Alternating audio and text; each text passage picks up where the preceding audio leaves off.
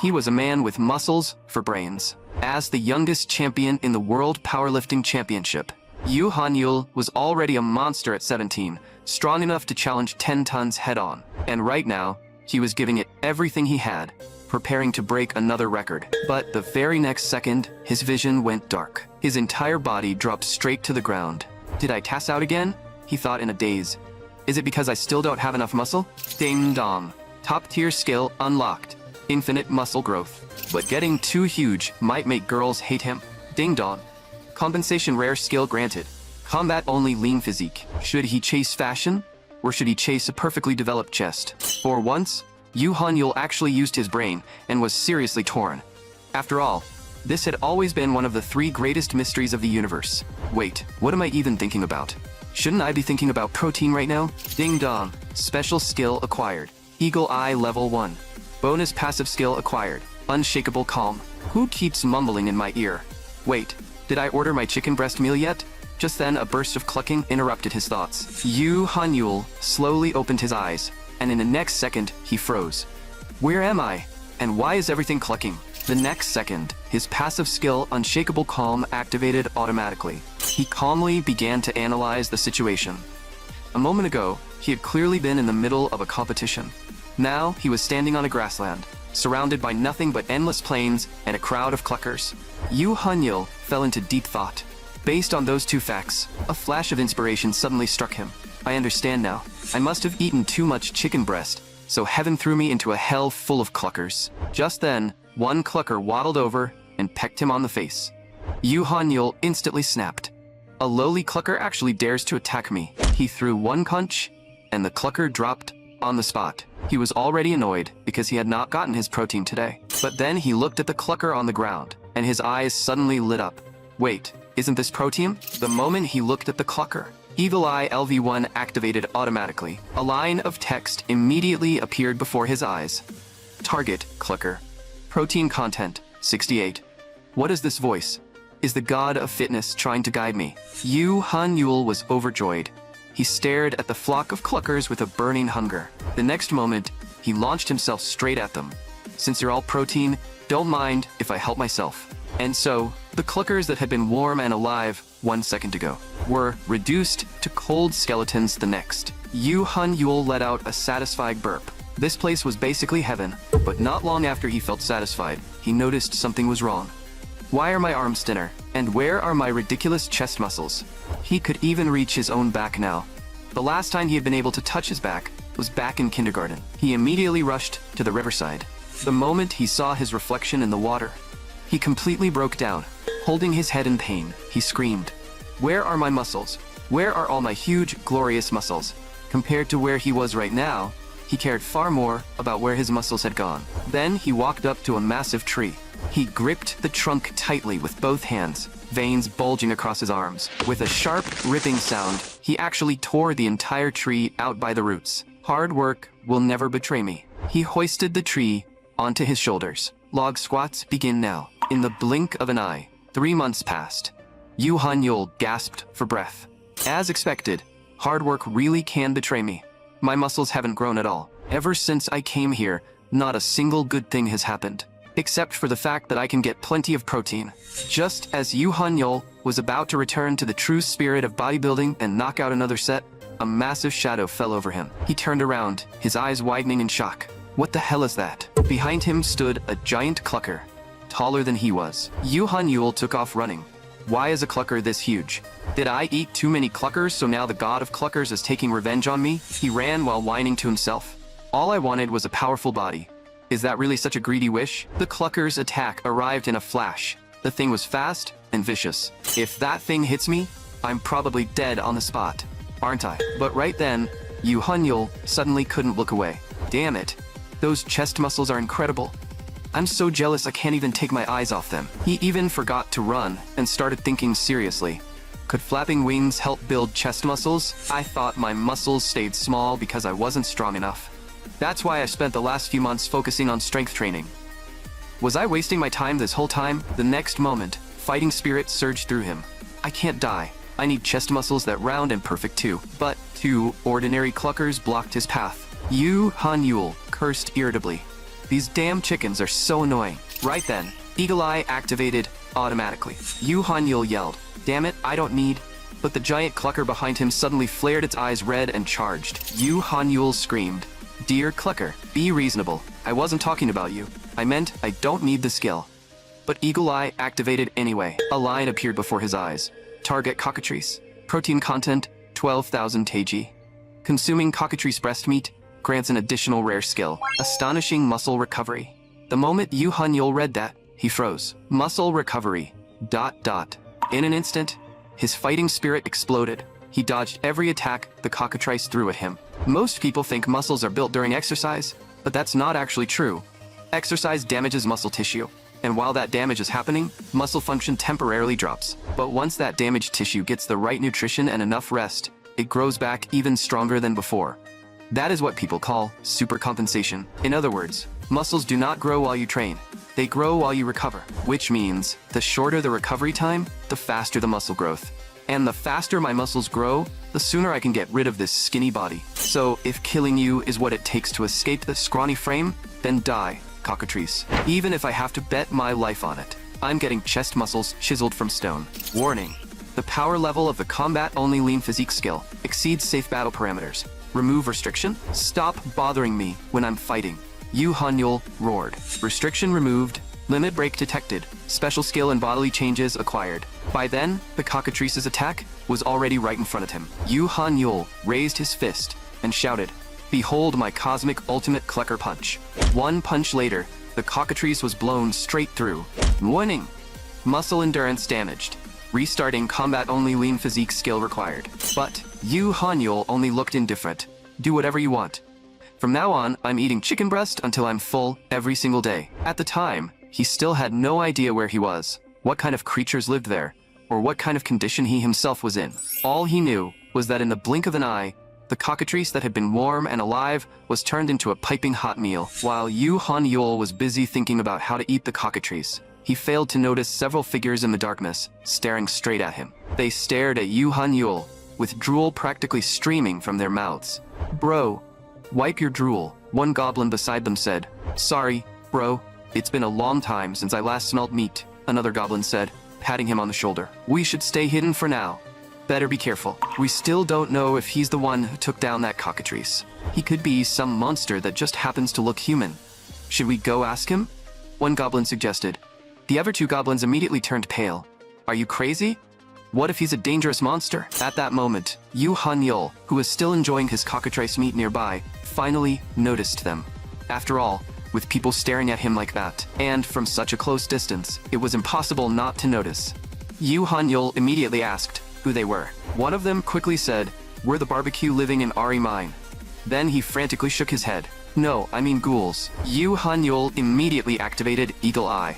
They really were ghouls, so they were not lying. The little ghoul then explained that they had been searching for the person who defeated the cockatrice. Yu Hanyul panicked inside. Wait, did this clucker have an owner? Still, he answered honestly, "I already took it down." The three little ghouls instantly started jumping around with joy. "We finally found him." The ghoul quickly explained that the giant clucker had been the strongest creature in Ari mine. After it died, every race in the area started fighting over territory. But what Yu Hanyul cared about was something else entirely. "Its legs are so thin. If I lightly punched it, it would probably cry like a baby, wouldn't it?" The ghoul went on to say that although the cockatrice was not very smart, its presence had kept the territorial borders clear. But now that it was dead, every race had started fighting again, so they desperately wanted Yu Hanyul's help. Hearing that, Yu Hanyul scratched his chin and started thinking seriously. "Can you say the part where you ask for my help one more time? I didn't hear it earlier." The little ghoul replied, "We already said it 9 times. Yu Hanyul awkwardly scratched his head. 10 reps per set. 10 sets total? The little ghoul had no idea what he meant by 10 sets. "What are you talking about? Cows?" Yu Hanyul instantly snapped. "It means if there's something you want to do, you try it at least 10 times. Got it?" One ghoul pouted, while another impatiently scratched his arm. Clearly they did not get it at all. They immediately stood up. "Let's just go. It looks like he doesn't want to help us." Yu Hanyul laughed awkwardly. "I'm busy growing muscle, so yeah, I really don't have time to help." One ghoul said, "It's fine. You have your own things to do anyway." Yu Hanyul looked at the skin and bones ghouls and felt a little bad for them, so he suggested, "Why don't you take some chicken breast before you leave? I can't finish all this by myself anyway." One ghoul said, "Go ahead and take some. Everyone hasn't had fresh meat in a long time." Yu Hanyul apologized for not being able to help them. The little ghoul replied, "No, we're really grateful for the food." After saying that, he walked over to a huge piece of clucker meat. But just as he was about to pick up the chicken breast, Yu Hanyul suddenly stopped him. The little ghoul looked at him curiously. "What's wrong?" The next second, he had to listen as Yu Hanyul launched into a long lecture about how dangerous deadlifting with bad form could be. "You almost snapped that tiny waist of yours in half just now. Do you even realize that?" The little ghoul immediately waved his hands and apologized, while thinking to himself, "What did I even do wrong?" Yu Hanyul could tell what he was thinking just from his expression. "Don't tell me you guys don't know what a deadlift is." The little ghouls immediately waved their hands. "What the heck is that? Is it tasty?" Yu Hanyul sighed. "No wonder your bodies look like this." When Yu Hanyul was young, his master once told him, "Hanyul, when you can teach someone else, that means you've truly learned it yourself. So when your training hits a wall, try teaching others. Try teaching them properly." Yu Hanyul rubbed his chin as he watched the three ghouls wobble away while carrying the chicken breast. The next moment, he appeared in front of them and lifted the chicken breast out of their hands. "Eat your fill here first.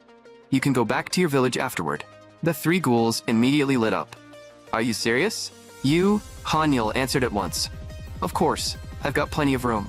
You can even go back tomorrow." In the blink of an eye, the next day arrived, and Yu Hanyul followed them to the ghoul village.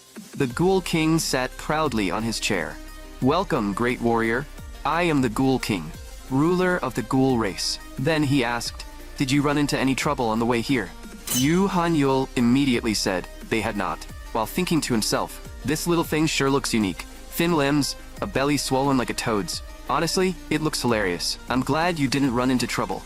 We received the gift you sent us, Hanyul, and I already ordered my people to bring back the remaining meat." Yu Hanyul said worriedly, "Having them bring it back isn't the problem. It'll probably take a really long time." But the Ghoul King suddenly burst into laughter. "Are you worried about those servants?" Yu Hanyul immediately looked annoyed. This guy was seriously getting on his nerves. Then, the Ghoul King suddenly changed the subject. "Mr. Hanyul, by defeating the cockatrice, you have caused quite a bit of trouble. As you can see, we ghouls are the weakest race in Airy Mine. Other than me, no one here can use skills. We can only survive by eating carrion." But Yu Hanyul caught the important part and immediately raised his hand. "You just said skills, right? Can you explain that to me in detail? Are you joking with me?" "You're asking what a skill is?" Yu Hanyul immediately replied, "I'm not joking." Hearing that, the Ghoul King's whole body trembled. Then he started laughing coldly and shouted toward the entrance, "Drag in the ones who brought this man here." In the blink of an eye, the three little ghouls were brought inside. "Bring them before me and make them kneel." The little ghouls looked confused. "Your Highness, why did you call us here?" The Ghoul King stared at them impatiently. "It seems you don't even know what crime you've committed." Then he looked to the side. "Bring that thing over." Several ghouls worked together to carry in an enormous wooden club. The Ghoul King tossed the club in his hand as he said, "Swearing absolute loyalty to a powerful member of the race is a rule passed down since ancient times. But you brought back an imposter, pretending to be the one who defeated the cockatrice. I gave you this task so you would have a chance to rise and become my subordinates, and yet you dared to lie to me." The next moment, he raised the club and prepared to smash it down. "For the crime of deceiving me, you will pay with your lives. Activate skill, double heavy blunt." As soon as he finished speaking, the giant club in his hand slammed down, kicking up a thick cloud of dust. The little ghouls stared ahead in terror. The Ghoul King's attack had been blocked by Yu Hanyul with just one hand. Yu Hanyul stared at him blankly. "You clearly have time to exercise, but you waste it bullying the weak. Is that some kind of village tradition?" But the Ghoul King was also frozen, his face full of disbelief. "Did my skill fail to activate? But when I swung down, I definitely felt the weight increase. I activated the skill and I landed the hit. So why can this guy block it with one hand?" But unfortunately, his brain capacity was not large enough to think that deeply. He immediately gave a cold laugh. "You got lucky today. I'll give you a special demonstration. My heavy blunt skill can increase the weight of my weapon by 2 to 10 times. Yu Hanyul was shocked. "A skill that can multiply weapon weight? That's basically cheating." The Ghoul King continued, "And my skill can also increase my already great strength by up to 4 times. If I multiply this 32-kilogram club by 4, then double the force of my swing on top of that. Do you still think you can block it? As soon as he finished, he activated his skill. Fourfold heavy blunt. This huge club came crashing down toward Yu Han-yul. The little ghouls were terrified by the sight. But what happened next was even more terrifying. The moment the club struck Yu Han-yul's arm, it shattered into pieces with a loud crack. The horrifying scene scared the Ghoul King so badly that his face twisted out of shape. Your skill really did surprise me. Yu Han-yul's voice rang out as his cold gaze locked straight onto the Ghoul King. But what surprised me even more was your character. The next moment, Yu Han-yul stretched out his arm and used dumbbell front raise finger. His finger suddenly clamped around the Ghoul King's neck. Are you really strong enough to decide other people's lives however you want? The Ghoul King stared at the man in front of him in horror. He knew that if he answered poorly today, someone might be pulling weeds from his grave next year. Then Yu Han-yul's furious voice sounded again. You think you're strong? What's your total for the big three? The Ghoul King looked completely lost. What the hell are the big three? Does it mean hitting each other 3 times? Yu Han-yul immediately explained. The big three in powerlifting are bench press, squat, and deadlift. Have none of you heard of them? All the ghouls standing nearby nodded in perfect unison. I see. And just like that, a contest began. The Ghoul King looked at the object in front of him and asked, So, I just have to lift this, right? Yu Han-yul nodded. That's right. Then don't forget our agreement. If I win, you become my subordinate. Yu Han-yul looked completely unconcerned, and even reminded him, remember to brace your core. Don't blow out your back. What an idiot. The Ghoul King sneered. He definitely hasn't realized my heavy blunt skill can also reduce weight instead. Then he activated heavy blunt. The next moment, he lifted 200 kilograms with ease. The Ghoul King pointed at Yu Han-yul. Your turn. Yu Han-yul scratched his butt out of boredom. Not bad. Next time, use your glutes a little more. And, all of you, watch carefully. If I win, I'm making you do deadlifts too. The deadlift is a full-body movement that tests the maximum strength of the human body. It may look like you simply lift the barbell with explosive power, but in reality, most of the force comes from the muscles of the lower body. Since deadlifts carry a risk of injury, you must always warm up your joints first and complete the entire movement with proper form. Step 1. Plant your feet firmly, shoulder width apart. Step 2. Keep your chest up and your back tight. Use your core, lower back, and glutes to stabilize your torso. Step 3. Keep the barbell close to your body, sliding it up along your shins and thighs. Drive through your feet, lower body, and entire body to lift the bar. Step 4. Pull the barbell up to knee level. But just as Yu Han-yul was about to lift, the Ghoul King gave a sinister laugh from the side. Can you still lift it now? Fourfold heavy blunt. The next second, Yu Han-yul used all his strength, and veins instantly bulged across his arms. The barbell shot straight into the sky. At that point, it was practically launched straight into orbit. Everyone was stunned. Yu Han-yul looked at the barbell turning into a tiny dot in the sky and thought, looks like I didn't control my strength properly. Then he looked at the ghouls and sincerely apologized. You'll need to make a new barbell. The Ghoul King stared at Yu Han-yul and stammered, You are the new Ghoul King. Please accept us.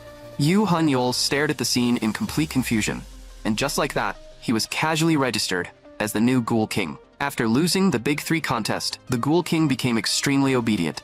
From him, Yu Han-yul finally learned that this world was completely different from the one he used to live in. According to legend, some people had once come to this world and managed to leave, returning to their own world. But Yu Han-yul figured that if he went back in his current body, he would probably be locked up in a lab, so he decided to put that idea aside for now. Malaysia was a world where the law of the jungle was deeply rooted in everyone's mind. That was why, after witnessing Yu Han-yul's overwhelming strength, the Ghoul King submitted completely. To avoid confusion, from now on, you'll be called the Old Ghoul King. We're here. This is where we train our warriors. Judging from the ghouls' bodies, Yu Han-yul had already guessed it would be bad. But he never expected it to be this ridiculous. Wasn't this just an empty field? He looked helplessly at the Old Ghoul King. What exactly have you been training? The Old Ghoul King quickly apologized. I'm sorry, I truly don't know anything about that field. Yu Han-yul shook his head. Even without top-tier coaches or equipment, I'm still going to make you train. Then he shouted, all ghouls assemble, line up in 5 rows. Soon, a crowd of ghouls gathered on the field, looking at one another in confusion. Yu Han-yul stood in front of them and began a fiery speech. I heard that we ghouls are looked down on by every other race, forced to survive on scraps left behind by other monsters. So what do people like you need the most? Organization? Scouting ability? Speed? Wrong. What you poor guys need most is a strong body. Over the next 3 months, I will turn you into proper soldiers. Is 3 months really enough? One ghoul asked, doubtfully. Another ghoul shouted with fighting spirit. We don't want to be looked down on anymore. Yu Hanyul glanced over. Good, that's the spirit. Now then, everyone, start push-ups. The ghouls stared at him blankly. Push-ups? What the heck is a push-up? Yu Hanyul immediately dropped down and demonstrated. All of you, get on the ground. The ghouls quickly copied him. Like this? What does this even do? At that moment, Yu Hanyul's fighting spirit burned once again. We'll start the warm-up with push-ups. Now, do 100 push-ups with me. But 3 hours later, the ghouls all looked like their souls had left their bodies. This is more exhausting than pleasing my wife. 24761, 24767, 24780. Yu Hanyul was still full of energy, but the old ghoul king interrupted him from the side. Lord Hanyul, all the ghouls have already died inside. Fine, then I'll do another 100, and we'll eat after that. We may not be human, but you're seriously a monster. You already made us do 700, and now you want another 100? I can't do this anymore. At this rate, I might not even be able to satisfy my wife tonight. Things were better when a ghoul was still in charge. Isn't this enough? Getting this far is already impressive for us. Old Ghoul King, why don't you try challenging him again? Hearing that, Yu Hanyul slowly stood up. Good. All of you stood up. One ghoul said, it should be over now, right? My whole body feels like it's about to fall apart. Another ghoul also thought it was time to eat. But before he could finish, Yu Hanyul's furious voice cut him off. This weak mindset is exactly why everyone looks down on you. Do you enjoy being looked down on? Do you think pretending nothing is wrong will fix anything? This is the wilderness. If you look weak out here, you die. So go ahead and keep living like cowards. When your friends and family all end up dead, are you still going to run away? If there's trash like that among you, get out right now. I won't allow people like that to stay here. The ones who remain will build bodies strong enough to protect the people they love. What makes the best coach? Is it the person who knows the most about muscles? Or the person who has built their own body to the highest level? Anyone can do those things. People like that can use what they know to create amazing results. But that does not necessarily make them the best coach. The best coach is someone who can make people with no desire to exercise want to move. Push up. Push with the determination to die if you fail. Use your whole body to lift up the coward you used to be. Protect your parents. Your right hand is your father, and your left hand is your mother. Push up. You can do this. For your parents, for the future of your tribe, and for the new version of yourselves. Push up. And so, the ghouls' morale soared, and not one of them complained anymore. It was all thanks to Hanyul's correct training philosophy. 3 months later, the ghoul village is this way, right? Yes. The scouts already confirmed it. This is definitely the path. Look, I think we're almost there. One lizard man suggested, let's organize the formation before we move on. Another snapped, are you out of your mind? Another lizard man let out a cold laugh. Against mere ghouls, why would we need tactics? Just attack. Starting today, this place becomes the first colony of the lizardmen. Not far away, the old Ghoul King and Yu Hanyul were watching the scene. Your Highness, they're here. They seem to be lizardmen. But what Yu Hanyul noticed was their well-developed rectus femoris muscles. Then he shouted, bench press squad, chest up, breathe in, brace your core, tighten your sphincter, aim at the enemy, and push. Now, in an instant, the lizardmen below were smashed by flying stones, suffering heavy casualties. They stared in horror. What is this? Who the hell did that? Who else could it be? Yu Hanyul sneered. The ghouls who have finally escaped the title of weakest. At that moment, the Lizardman King was shocked by what he saw. We attacked you head-on, and you dare ambush us? At this rate, even a total wipeout wouldn't be surprising. How cowardly. Truly disgusting. Then his gaze shifted toward Hanyul and the old Ghoul King on the hillside. The only way to turn this around now was to capture their leader. The extraordinary aura and overwhelming presence radiating from that figure told his instincts one thing. That had to be the leader here. The next moment, he shouted an enraged challenge toward the Ghoul King on the hill. His booming voice successfully caught the attention of both Hanyul and the old Ghoul King. The old Ghoul King secretly glanced at Hanyul, wondering how Hanyul would respond to the provocation. But as Hanyul looked down at the shouting lizardmen, he was suddenly lost in a memory. A long, long time ago, he had once raised a lizard. It was a rare species called Wicked. It had a bite force of over 2 tons, and whenever Han Yul had time, it would drool while playing chase with him. However, even a bite force that powerful could not pierce Han Yul's freakishly jacked arm. What happened next was not suitable for children, so there was no need to explain further. In short, he never saw that little troublemaker again. Thinking of this, Han Yul suddenly had a flash of inspiration. Then, he vanished from where he stood. He flew straight toward the lizardmen below. The next moment, Han Yul slammed a lizardman came into the ground. After taking such a massive impact, the lizardman could not stop coughing up blood. Han Yul then lifted the lizardman's body with absolutely terrible form. After that, he stared down at the lizardman beneath him with burning eyes. The lizardman struggled with all his might, but it was useless. Compared to Han Yul, his strength was like that of a child. Pinned beneath Han Yul, he trembled in fear, and his resistance grew weaker and weaker. The next moment, he actually burst into pathetic tears and said he was willing to surrender and become his lackey. Seeing this, Han Yul was overjoyed. So the thing he had learned from that book back then really was true. And just like that, the Lizardmen's colony plan collapsed completely. Meanwhile, on White Kingdom Wyvern Island, not far from Ari Mine, I never expected such a small nation to produce talents as impressive as you. I was very satisfied with the battle just now. After a brief pause, he spoke again. I now order you to carry out a level 2 mission. Investigate the disappearance of the cockatrice. Are you willing to accept? The 3 figures before him answered in unison. After the 3 of them left, the Count turned his eyes to the young man beside him and asked in confusion, "Can we really entrust such an important mission to those young soldiers?" The young man waved his hand, signaling that there was no need to worry. They may be young, but all of them are famous geniuses.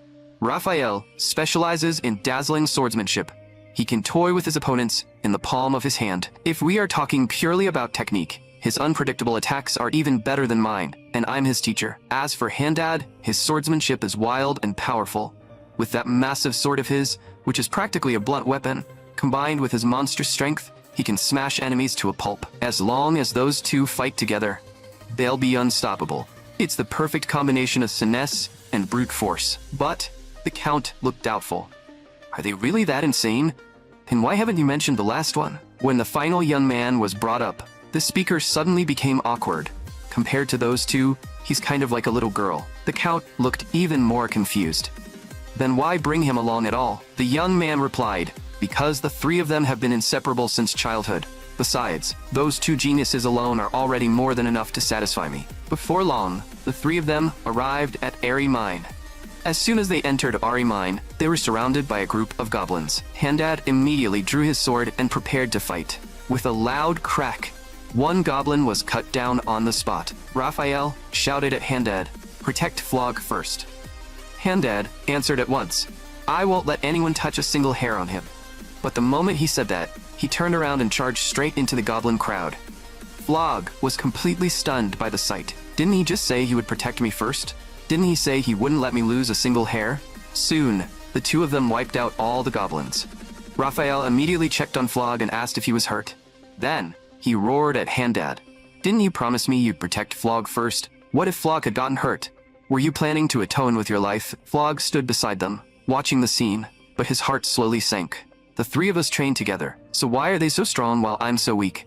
For someone like me with no talent for swordsmanship, what am I supposed to do to get stronger? Meanwhile, on the other side, the lizardmen's screams echoed one after another. "I really can't take it anymore. Please, let me go." "You're done already? Pathetic." Han Yul then looked at everyone beside him. "He says he's done. A real man never says I quit. Since you say you can't, we're going to make you." The next moment, a ghoul lifted the lizardman in his hands again. "Let's do another 100 lower body push-ups." Time passed quickly, and soon, the day came for the lizardmen to leave. All the ghouls gave them warm hugs and told them they were welcome to come back any time if they wanted to train. Parting was supposed to be sad, but the lizardmen's faces were filled with relief. Then they turned and left, wanting nothing more than to escape this cursed place as soon as possible. Even the ghouls on this mountain were covered in muscle. This was no place for weaklings like them. Han Yul thought back to how he had turned the ghouls into athletes through deload training, and even he found it unbelievable. When we exercise, muscle tissue gets damaged, and during the process of repairing that muscle, the muscle grows stronger. But if fatigue in the central nervous system builds up too much, it can hurt training performance and even increase the risk of injury. To prevent that from happening and avoid excessive fatigue, proper rest must be included in training. That is deload training. By the time the ghouls reached their 9th week of training, they also felt their strength gains slowing down. Han Yul had originally thought that if they ever reached the point where they needed deload training, he would give them a day off. But to his surprise, they gave out after only 4,563 reps today, even though they had managed 4,564 yesterday. But the next day, something miraculous happened. The ghouls seemed to have grown taller. Seeing this, Han Yul immediately activated Eagle Eye on the ghouls, and the display showed that they had evolved into ghoul athletes. After the lizard men left, Han Yul called the ghouls and led them back inside. Just then, one ghoul stepped forward and asked, "Can we go hunting by ourselves today?" Han Yul was just wondering if they were trying to use this chance to run away, when another ghoul spoke up. "Before this, we never beat a clucker even once. All the food we've eaten these past few days was brought back by Lord Han Yul. But now, I have ascended. I have abs, and I have chest muscles. This time, maybe I can really defeat the clucker." Hearing that, Han Yul nodded. So they want to prove themselves. Fine, let them try. Just then, the old ghoul king muttered from the side, "Now that they're all ghoul athletes, do they actually have a chance?" Han Yul looked at him in confusion. A chance against who? The old ghoul king immediately waved his hands in panic, insisting he had no rebellious thoughts. "I only meant that now that they've become ghoul athletes, maybe they could even defeat Lord Han Yul." Han Yul chuckled and signaled for the old ghoul king not to panic. The next moment, he lightly tightened his hand. "In my eyes, all of you fitness beginners are still just lightweights. If you want to challenge me, you're welcome anytime." Soon, the ghouls set off on their hunting journey. They were panting heavily, unable to understand why a simple hunting trip had somehow turned into weighted walking lunges. One ghoul looked back at Han Yul in confusion.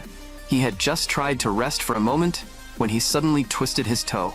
The next second, he collapsed to the ground in pain. Seeing this, Han Yul was not too worried. Injuries like that happened because their cartilage was not tough enough. He then called over a few nearby ghouls and had them help the injured one up. Late that night, Flog was practicing swordsmanship alone. Earlier, Raphael and Handad had kept apologizing to Flog because they failed to protect him properly. And they even ended up fighting each other over it. That made Flog feel deeply guilty. All of this happened because he was too weak, making them think he could not protect himself. The next moment, Flog clenched his teeth. "I have to train harder. At the very least, I need to become strong enough that they don't have to worry about me." He swung the long sword in his hands fiercely, with only one thought in his mind. He had to become stronger. But the next moment, his sword hand was suddenly caught. Right after that, Raphael's voice came from behind him. "Grip harder with your thumb. Swing like you're trying to cup the wind itself." Flog looked back awkwardly. "Did I wake you up, Raphael?" Raphael shook his head. "Of course not, idiot." The next moment, he pinched Flog's cheek. "I also want my precious friend to become stronger. That's why even though you always sneak out to train at night, I've been pretending not to notice." Then he looked at Flog curiously. "Are you blushing?" Flog immediately shook his head. "I just trained too hard earlier." The next moment, Raphael burst out laughing, and Flog had no idea what he was laughing at. Just then, a sudden voice interrupted the warm moment between them. "What are you two doing here behind my back?" When Flog saw who it was, he cried out in surprise. It was Handad. Flog immediately explained, "We weren't doing anything. I was just practicing by myself, and then..." But before he could finish, Raphael pressed a finger against his lips. Raphael looked at Handad with clear displeasure. "You're the guy who almost let Flog get hurt. How do you still have the nerve to show up here?" Handad's blood boiled as well, and he gritted his teeth. "It's already late. If you don't rest soon, your body's reaction speed will slow down tomorrow. You need to let Flog sleep during skin recovery time. That way his skin will stay soft and fair." Just as Flog was about to ask what was wrong with his skin, Raphael pressed his finger tighter against Flog's lips again. "That part was my oversight." Then he looked at Flog, signaling that today's practice would end here, and that it was time to sleep. Flog asked in confusion, "Why are you two arguing over when I should sleep?" Raphael winked playfully. "Because we're best friends." Just then, violent tremors suddenly shook the ground. The next moment, a lizard man burst out of the forest and charged toward them. Right after that, a whole group of lizard men ran out of the forest as well. Seeing this, the three of them were shocked and immediately drew their swords to fight. But the lizard men paid no attention to them at all. They just kept running straight past them. "Ignore them. There are still those things behind us." Just then, a chorus of clucking filled the air. It turned out the lizardmen had been chased into a panic by a flock of cluckers. But behind the flock of cluckers was another group shouting in perfect unison. Protein, protein, protein. They stared at the cluckers in front of them and let out evil laughs. All this protein is mine. And so, without Hanyul himself even realizing it, a brand new food chain was quietly rising. But not long before that, they had still been nothing but trash. Now, they looked at the flock of cluckers in front of them with troubled expressions. Even Hanyul could not help asking worriedly, "Are you sure you can do this? Their chest muscles look way bigger than yours." One ghoul immediately jumped out. "Those are just show muscles." Hanyul exploded in anger. "Have some respect. We must respect every person who loves fitness." Just then, one clucker waddled toward a worm. The next moment, it stopped hiding its aura, and its overwhelming power burst out. Two nearby trees could not withstand the force and shattered with a crash. In the next instant, it pecked the worm in front of it straight into its mouth. The ghouls were stunned by the sight. They had actually called them show muscles earlier. They really had been living under a rock. Seeing this, one ghoul no longer hesitated and stood up. "I want chest muscles that perfect too." Then he walked toward the two trees behind him. His face was filled with determination.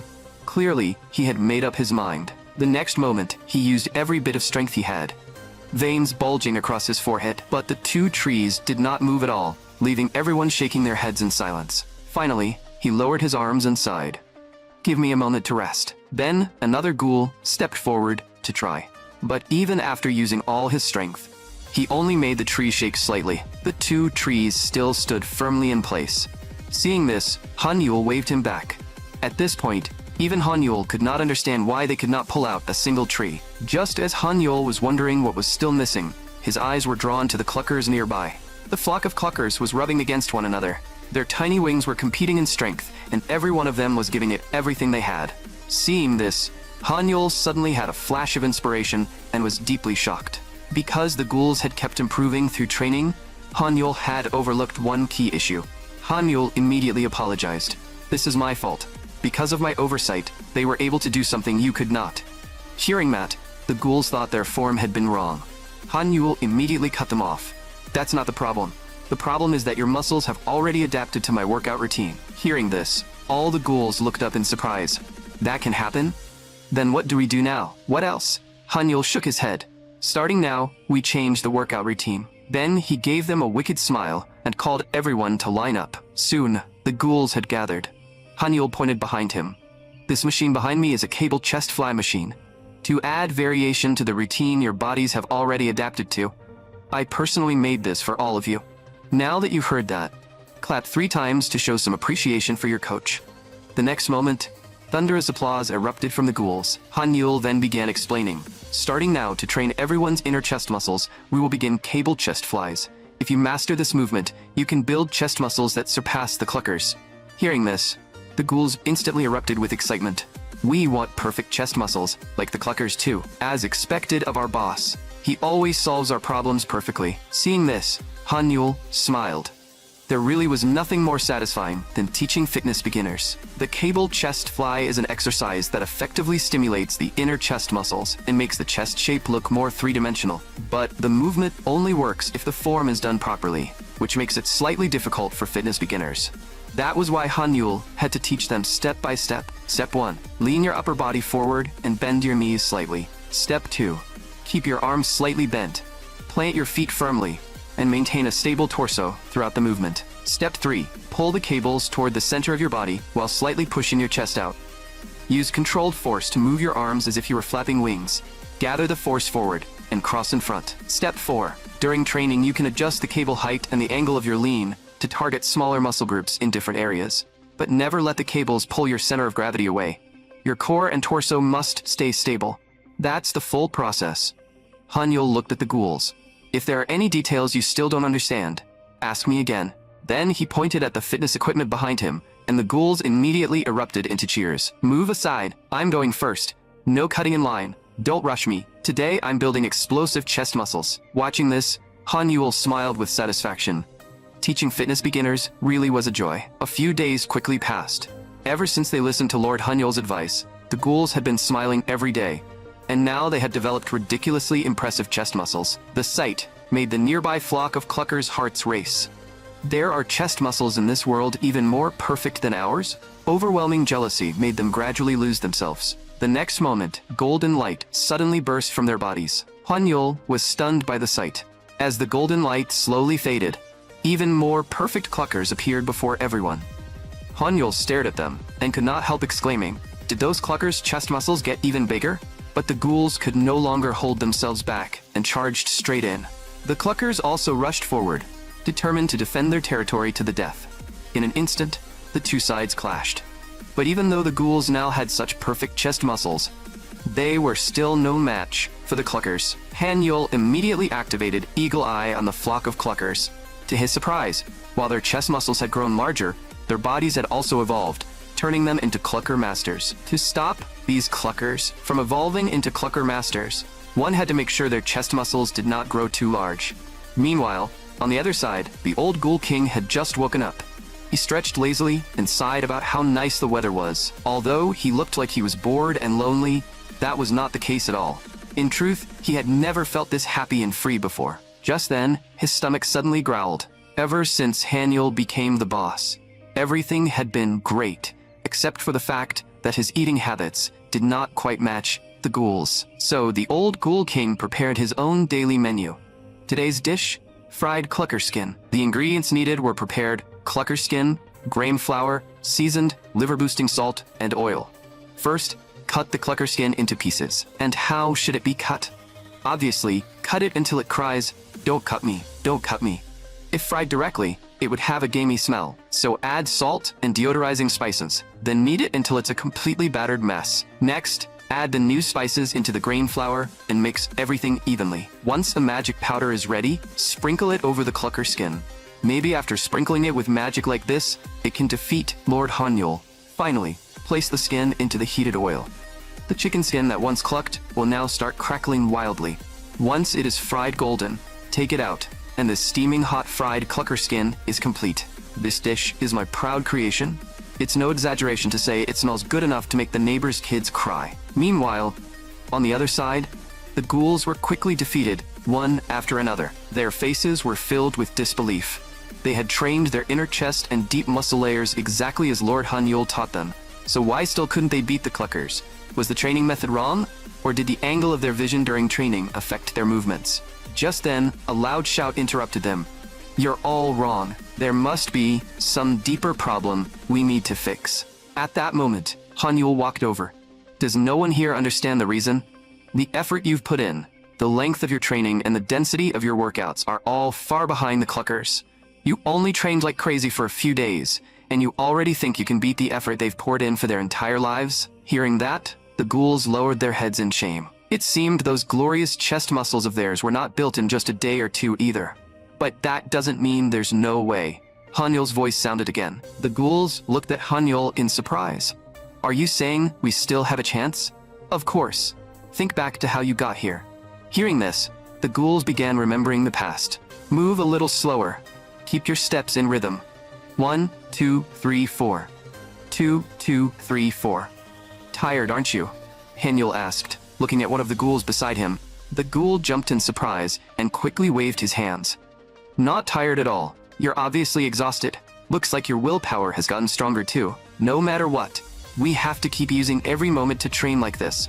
Only by becoming stronger can you escape the title of weakest, right? Back on Earth, I was the lightest athlete among those who could lift 500 kilograms. Even then, I still had to master the basics before I could truly show my strength. So no matter how tired you are, you have to keep going."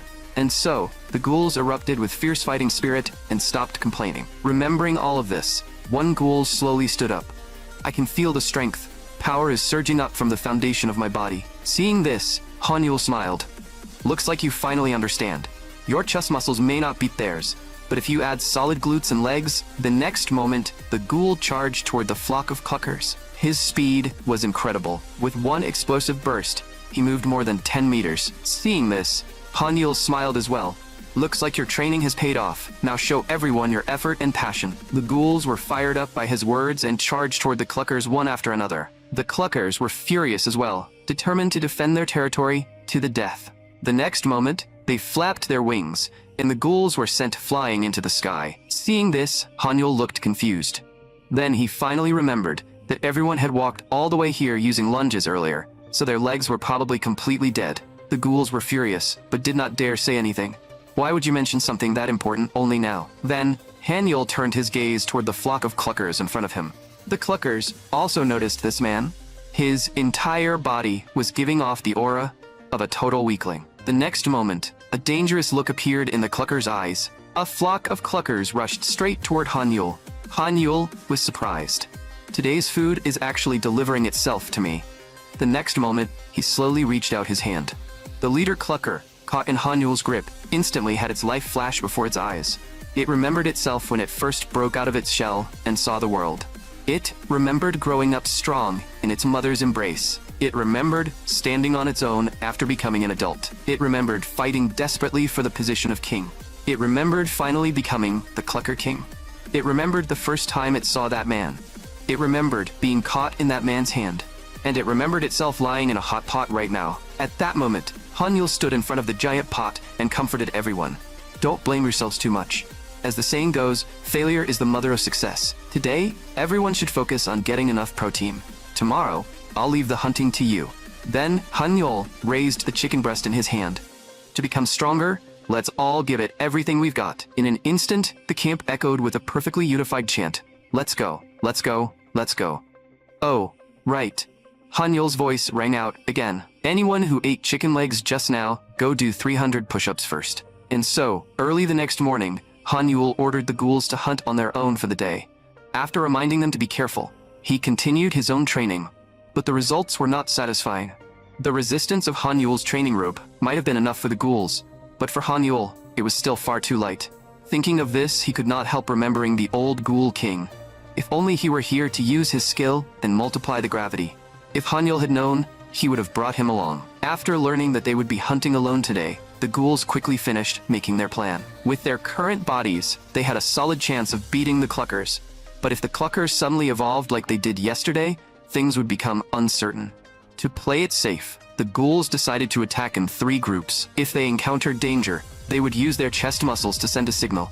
And if the situation became serious, one ghoul immediately praised the idea. You actually thought of using chest muscles to send signals. You're a genius. And so, after everything was arranged, the ghouls began running toward the flock of cluckers. Today would be the first step toward escaping the title of weakest. Meanwhile, the trio arrived at the place where Hanyul had defeated the Clucker King. But all they saw was a huge skeleton, with no skull in sight. Hamdad was confused. Was its head destroyed in one hit by some powerful magic? Flog became deeply worried. If the enemy can use magic like that, is this really something we can interfere with? Hearing this, the other two immediately stepped forward to comfort Flog. We won't let you get hurt. Just then, a violent rumbling echoed out. The 3 of them turned around in shock, and their instincts told them that something terrible was approaching. The 2 of them instinctively shielded Flog behind them and prepared for battle. The next moment, a flock of cluckers burst out of the forest. Seeing this, Hendad let out a breath of relief. They're just cluckers. This will be easy. But the very next second, he froze in shock. Dozens of ghouls came leaping out of the forest right behind them. The hunting ghouls also noticed Hendad in front of them and froze in place, wondering why humans were here. But the ghouls that had suddenly appeared made the trio's hair stand on end, as if they were facing a deadly enemy. Since the 3 of them had never seen monsters like this before, they immediately protected Flog behind them and stared at the ghouls with full caution. Seeing humans, the ghoul waved his hand again, signaling for his brothers behind him not to rush. These humans look like trouble. Let's watch from the side first and see what's going on. The next moment, his chest muscles began pulsing intensely, as if they were discussing something. The trio stared in confusion. What kind of trick is that? What they did not know was that the ghoul was using their chest muscle signal to call over the other 2 groups. But just as the ghoul's chest muscles resonated with his companions, those perfect pulsing chest muscles were all seen by the nearby cluckers. Their eyes instantly lit up with overwhelming excitement. The next moment, starlight flashed, and the flock of cluckers evolved once again into Clucker Masters. The trio was shocked. These were actually the legendary Clucker Masters, creatures said to have combat power equal to a 2-headed dragon. After completing their evolution, the Clucker Masters stopped running. Instead, they turned back and charged at the ghouls who had been chasing them, determined to compare chest muscles properly. The ghoul squad broke into a cold sweat at the sight. Just as they started wondering if they were going to lose this time, 2 ghouls suddenly burst out of the grass behind them. They were the second and third captains of the ghoul squad. At that moment, they had arrived with the other two teams. Right away, they prepared to fight the cluckers in front of them. All they had to do was move forward. At this moment, even the smallest muscle fibers at the ends of their bodies were giving everything they had. Ghoul athlete bodybuilding secret technique. Cosmic Thunder invincible bench press spotter assist. Once they used this move, they no longer had to worry about what was behind them. Now was the perfect time to use it.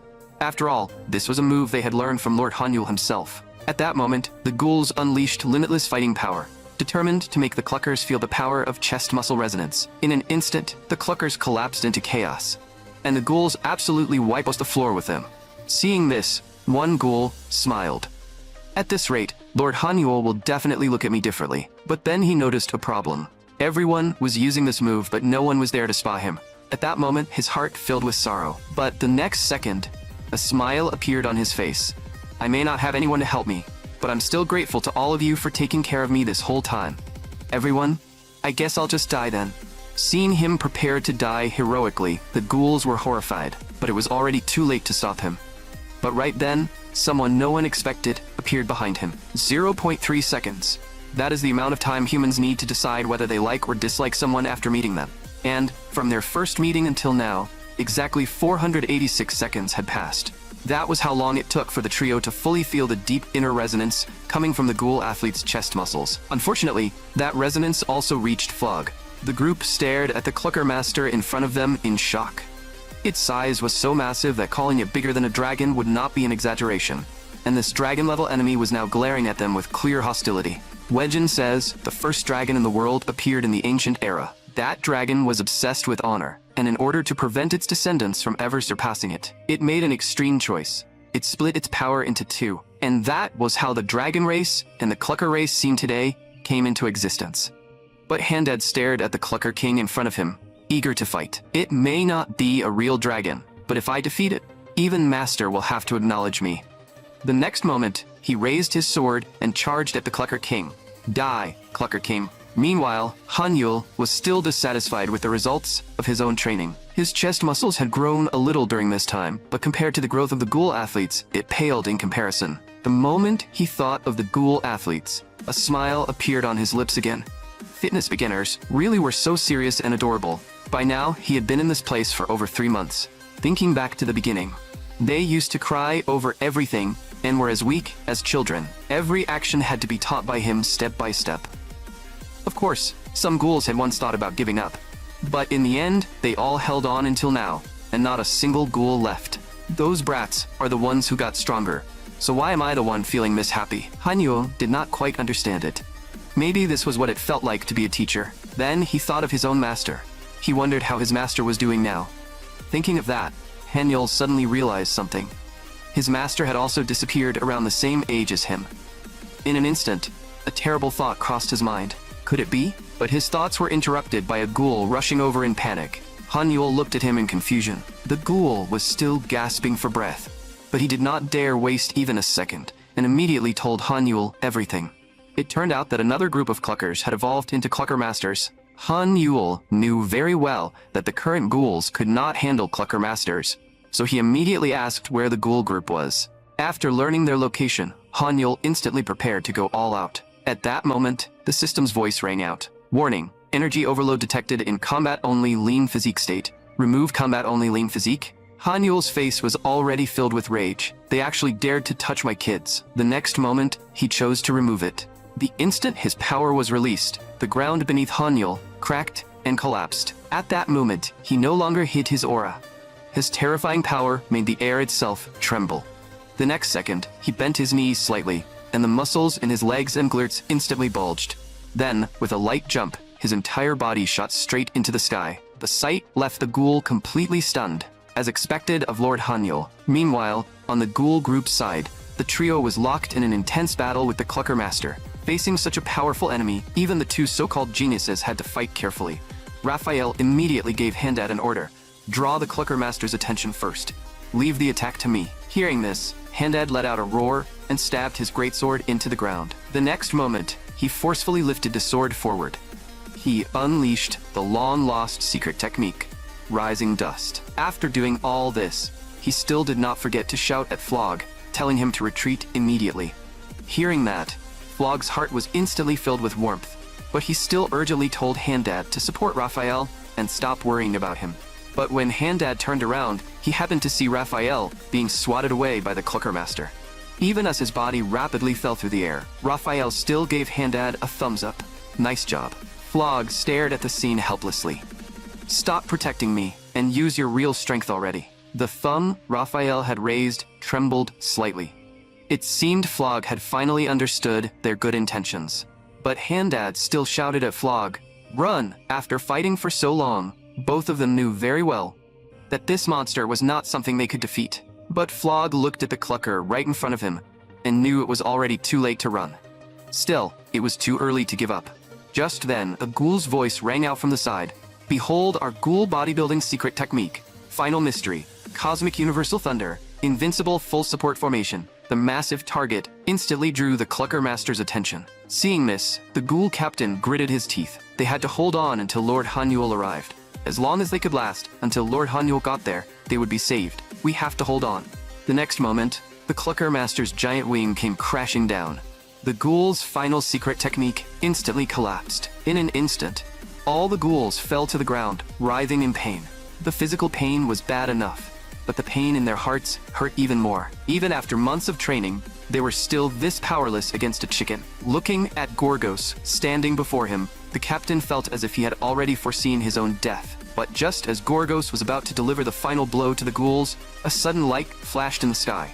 The next moment it slammed into the ground and crushed a Clucker Master to death on the spot. Seeing this, the ghouls were both shocked and overjoyed. It must be Lord Hanyul. We're saved. A figure slowly walked out from the dust. But the one who appeared was the old Ghoul King. The ghouls were stunned on the spot. Where is Lord Hanyul? Why is the old Ghoul King here? Meanwhile, somewhere else, Hanyul, the man all the ghouls had been waiting for, was standing in a pit with a gloomy look on his face. Damn it, I jumped to the wrong place. In the blink of an eye, he was also surrounded by a flock of cluckers. But seeing this, he did not panic at all. Instead, he sighed at the ghouls. I can't believe you trained for so long and still can't even beat cluckers. I'm disappointed in you. The sudden appearance of the old Ghoul King also shocked the trio. He did not have muscles as ridiculous as the other ghouls, but his aura was powerful. Just as the trio was wondering what was going on, a little ghoul beside them leaned in and explained, "He is the second strongest in our village, the old Ghoul King." At that moment, the cluckers were staring at the old Ghoul King beneath them with confused expressions. "What are you looking at?" The old Ghoul King sneered. "You think glaring at me like that will scare me? I came here after thinking this through." Hearing that, the ghouls immediately became excited. As expected of the old Ghoul King, he really is smarter than us. Hurry up and crush those damn things into the ground. Hearing everyone praise him, the old Ghoul King felt extremely pleased. Then he shouted toward the sky, "I've already made them angry, so please hurry up and come out to destroy them. Lord Hanyul, please come out." But no matter how loudly he shouted, only silence answered him. The scene was so awkward that everyone was practically dying of secondhand embarrassment. With no answer from the heavens, the old Ghoul King instantly panicked. Where exactly is Lord Hanyul? 6 hours earlier, back in the Ghoul village, the old Ghoul King had once again slept until he woke up naturally. Life really had become comfortable. Unfortunately, the village food supply was already gone. The old Ghoul King was confused. Why had the hunting team not returned yet? He scratched his butt and prepared to leave the village to look for Hanyul. After all, the biggest threat outside, the Clucker King, was already dead. There should no longer be anyone capable of threatening him. But he never expected something like this to happen. 5 minutes earlier, he had heard the ghouls screaming. The old Ghoul King was immediately shocked. They dared to touch my and Lord Hanyul's subordinates? They deserve to die. Then, he walked toward a giant rock nearby. Only Lord Hanyul and I are allowed to bully our subordinates. Although the old Ghoul King had not joined the bodybuilding training like the other ghouls, his status had not fallen in the slightest. So how exactly had he maintained his position? Was it because his strength was greater than the trained ghoul athletes? Of course not. Was it because the law of the jungle mindset had changed? Of course not. There was only one reason. In order to adjust the training weights Hanyul had designed, the old Ghoul King had been forced to keep activating his skill again and again. Before he realized it, he had trained his heavy blood skill to the highest level, and his own strength had grown as well. He immediately activated his skill. Heavy blood, 1/10. the enormous rock became as light as a feather in his hands. The next moment, he hurled the rock toward the cluckers in the distance. "You damn cluckers, dare bully my and Lord Hanyul's subordinates? Die." Then he activated tenfold heavy blunt on the rock in midair. The giant rock that had been floating lightly through the sky suddenly plummeted downward. With a thunderous boom, it smashed into the ground, and one clucker died on the spot. Back in the present, the old Ghoul King trembled as he looked at the scene before him. "Looks like I'll just die then." Just then, the conversation among the ghouls behind him interrupted the old Ghoul King's pose. At the very least, the old Ghoul King defeated a clucker the moment he made a move. Doesn't that mean he's as strong as Lord Hanyul? Hearing that, the old Ghoul King instantly felt confident again. Just as they said, not everyone could defeat a clucker with a single move. He had been destined to become the Ghoul King from the moment he was born, naturally possessing skills that ordinary fools could never hope to reach. Thinking of this, his confidence instantly returned. The next moment, he actually started provoking the Clucker Master directly. But the Clucker Master only moved its body slightly, and he turned into a streak of light that vanished into the sky. The ghouls watched the old Ghoul King disappear into the distance like a shooting star and broke into a cold sweat.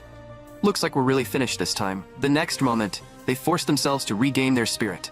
"Even if we die standing." Then his chest muscles began trembling violently, sending a signal to the surrounding ghouls. In an instant, countless ghouls responded. The next moment, countless ghouls charged toward the cluckers. Even though the flock in front of them was radiating a dangerous aura, they showed no fear at all. Though the time had been short, they had truly tasted what it meant to be strong. "If there is a next life, please train me again, Lord Hanyul." Meanwhile, on the other side, the old Ghoul King who had been sent flying by the clucker landed right in front of Hanyul. The moment he saw Hanyul, the old Ghoul King immediately told him everything that had happened. Hearing this, Hanyul's face remained calm, but inside, he was already filled with rage. His chest muscles suddenly began trembling violently. Even the unshakable calm skill could no longer suppress Hanyul's emotions. The system directly cancelled unshakable calm. At that moment, the ghouls were still locked in fierce battle with the cluckers. But the cluckers suddenly stopped paying attention to them and ran straight into the distance. The ghouls were completely confused by the sight. Where are they going? Meanwhile, on Hanyul's side, a violent tremor shook the ground. The next moment, countless cluckers surrounded him. They all stared at Hanyul with hostile eyes. Hanyul stared back at the cluckers before him, his eyes filled with rage. Just moments earlier, after the clucker masters ran off into the distance, the ghouls immediately prepared to follow the frequency of that chest muscle tremor, because they knew Lord Hanyul must have arrived. Flog looked completely confused. "What do you mean, Lord Hanyul?" The captain immediately leaned over and explained, "He is our teacher, and also our captain. His muscle fibers are clearer than anyone else's, and our new Ghoul King is none other than Lord Hanyul." Meanwhile, on Hanyul's side, the clucker masters stared at Hanyul's chest muscles with burning eyes. The next moment, they launched their attack. Chest muscles this perfect can only belong on my body. But Hanyul merely slapped once. The clucker master's body instantly caved in. The next second, it flew straight into the sky. The sight left the cluckers stunned. Such powerful chest muscles actually exist in this world. The next moment, their gazes burned even hotter, as if they had already claimed Hanyul's two chest muscles for themselves. Then their massive bodies vanished from where they stood. The next moment, they appeared in the air, their bodies spinning violently as they unleashed a fusion technique. Then their two giant claws stomped down toward Hanyul at the same time. Hanyul was stomped straight into the ground by the two cluckers. Did we get him? The two cluckers stared in uncertainty. But the next moment, they were shocked. Their two giant claws were being lifted up by Hanyul with raw strength. At that moment, the cluckers all broke into a cold sweat. What kind of divine strength is this? Just as Hanyul was about to break out of the ground, the clucker master suddenly let out a thunderous roar. The next moment, several more cluckers stretched out their giant claws. Hanyul was pressed back underground again. Just as the cluckers thought they had succeeded, an explosion suddenly rang out. Hanyul blasted straight out from underground. He charged toward one of the cluckers. The next moment, he lightly kicked out. That clucker collapsed and could no longer get up. The remaining cluckers were horrified by the sight. "We are not worthy of possessing this human's chest muscles." At that moment, Hanyul's voice slowly rang out. So the clucker race used chest muscle tremors to stimulate muscle growth. Hanyul had turned that against them, deliberately using his own chest tremors to lure in the main force of the cluckers. Hearing this, the cluckers instantly broke into a cold sweat. They were filled with regret. This man did not just have muscles. He actually had a terrifyingly calculating mind. But Hanyul no longer wanted to waste words on them and leaped straight into the air. His fist smashed down hard onto one clucker's head. In an instant, that clucker was sent flying with a single punch. At that moment, the muscles across Hanyul's body began bulging violently. The next second, he brought both hands together and swung forward with full force. Countless cluckers were launched straight into the sky. A second later, they all crashed to the ground. The cluckers stared at the man before them with fear in their eyes. If they could do it all over again, they would never provoke this man. Just then, Hanyul suddenly lifted a nearby tree. The next moment, he jumped into the air and performed multiple flashy spins. Then, in midair, he unleashed his special move, triceps overhead extension. He smashed the wooden trunk in his hands straight into the flock of cluckers. In an instant, another clucker collapsed to the ground, completely unconscious. The ghouls who had rushed over happened to witness this scene, and their faces were filled with shock. Even dragon-like magical beasts trembled before him. Could he be a monster disguised as a human? Hanyul's battle was not over yet, but deep down, he was growing anxious. To get here as fast as possible, he had used a super jump earlier, and now his lower body was gradually losing strength. But if he gave up here, he would never be able to face the companions who had kept helping him adjust his training weight. At this point, his only choice was to risk everything and wipe out the cluckers all at once. Looks like I have to use that move. Hanyul immediately asked the god of fitness to release all restrictions. Then he let out a furious roar. Warning: lower body can no longer support upper body muscle mass. Immediately isolate the upper body. Lower body has reached its limit. Immediately isolate the upper body. Muscle tearing imminent. Immediately isolate the upper body. Just as Hanyul's muscles reached the brink of collapse, countless hands suddenly pressed against Hanyul's broad back muscles. Hanyul looked back in surprise and saw that the ghouls had all arrived at some point. They looked at Hanyul with smiles on their faces. Lord Hanyul has always been the one helping us. This time, let us spot you. At that moment, Hanyul smiled.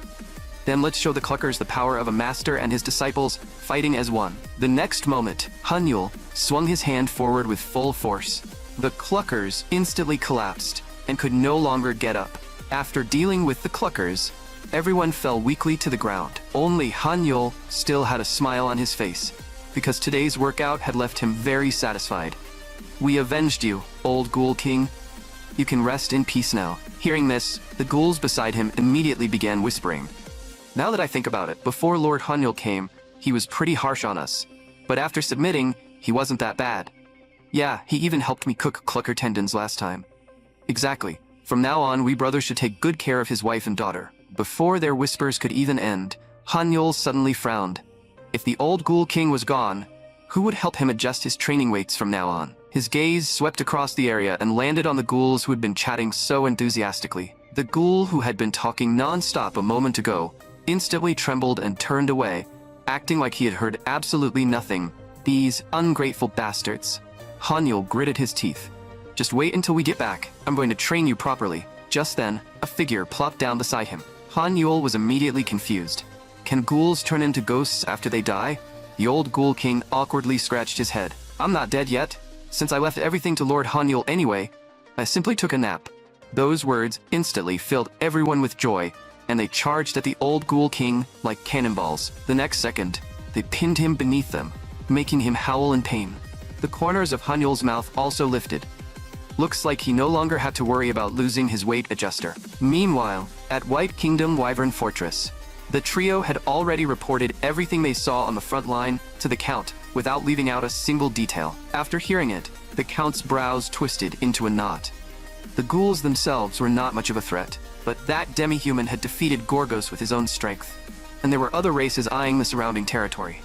This was trouble. He let out a heavy sigh.